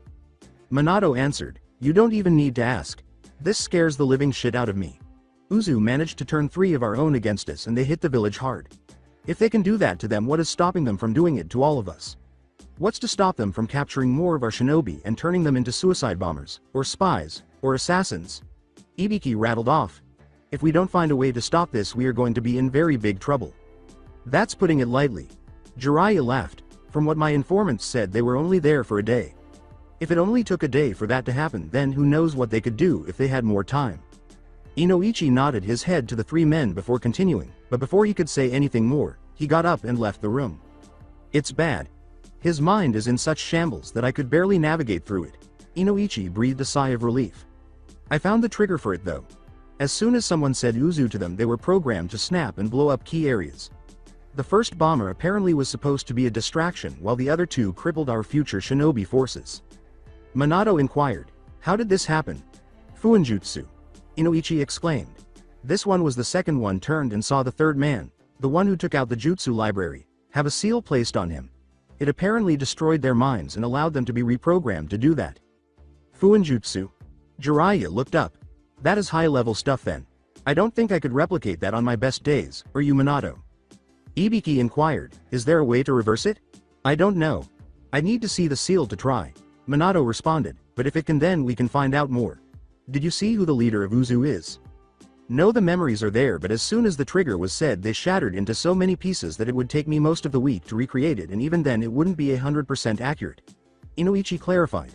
"This person, whomever they are, is dangerous." Jiraiya concurred, saying, "Very. What now? Sensei, send out the general alert. As of now we are at war with Uzu no Kuni. I want all forces ready for combat at a moment's notice. Send word to our allies as well and inform them of what has occurred here. We cannot allow this to happen elsewhere." Minato responded, "While you are doing this, I am going to try and reverse engineer this seal. If I cannot, then kill him." "What? You don't want to try and repair his memories?" Ibiki asked, blinking. "The amount of time it would take to do so, combined with the likelihood that they wouldn't be accurate, isn't worth it. If we cannot help this man, then we will put him out of his misery. It is the kindest thing that we can do for him." Minato breathed a sigh of relief. "I never thought I would see another war, but here I am declaring one. You didn't ask for this conflict. You extended the hand of peace to Uzu and they slapped it away and bloodied our nose instead. Now we hit them back, twice as hard." Jiraiya calmly responded, "I'll get the word out and we'll be ready as soon as you give the word." Minato nodded as he entered the interrogation room, started working, and prayed that he would be able to save the man. "Thank you." In order to reach the first of Orochimaru's covert bases, Naruto and Sasuke traveled covertly. This would contain Suigetsu, and if Naruto's intelligence was accurate here, which it usually was, Orochimaru was still recuperating in Otogakure from the defeat he had experienced in the abortive invasion and kidnapping of Sasuke. Sasuke inquired, "Do you know where the entrance is?" "Yes. I may not have visited all of these places myself, but I made sure to track them all down once I began forming my plans." Naruto replied, "Orochimaru is too dangerous to leave alone for long. If he isn't exterminated, then he will only come back stronger for it. And that included those that serve him." As they moved off the road and into the nearby wooded area, Naruto nodded and said, "In particular, Kabuto. He is one that could prove the most dangerous if we leave him alone for any length of time." Naruto needed several minutes to locate the door, but once he did, it opened in a matter of seconds. They walked through the base's dimly lit corridors, which gave the metal walls an unsettling appearance. As they moved farther into the base, it seemed that the majority of the staff was elsewhere. Naruto stopped at a crossroads and gave a nod to the right. That way will lead to Suigetsu. While you recruit him, I will be dealing with anyone inside this base before destroying it. You don't want any of the data in it? Naruto laughed as he turned to the left and moved into the shadows, saying, I don't need it. Most of what Orochimaru is experimenting on will not be useful in the years to come once peace is achieved. He is trying to make the ultimate shinobi, but when there is no more war, what need will there be for such a being? Naruto said. Knowing that Naruto would not be able to stop or change his mind once he set off on his own like that, Sasuke just turned and proceeded down the designated hallway.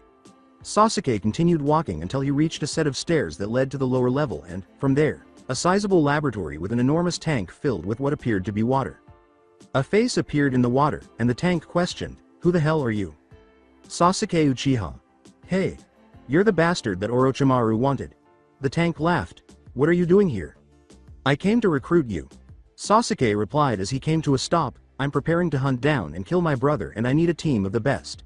Your knowledge of the Kiri no Shinobigatana Shichinen Shu is something I need and I am prepared to make you a deal. What kind of deal, and why the need for knowing about the 7? Itachi is accompanied by Kisame Hoshigaki, and I won't be able to deal with both of them at once. Sasuke continued, and the deal is to become the new leader of the newly formed Uzu no Shinobigatana Shichinen Shu. Uzu. Uzu. All of Mizu no Kuni has bowed to the might of Uzu and its new emperor. He is going to reform the organization as his personal hit squad, and in the coming war there will be plenty of work. Sasuke laughed. All you have to do is help me make sure that Itachi is dead.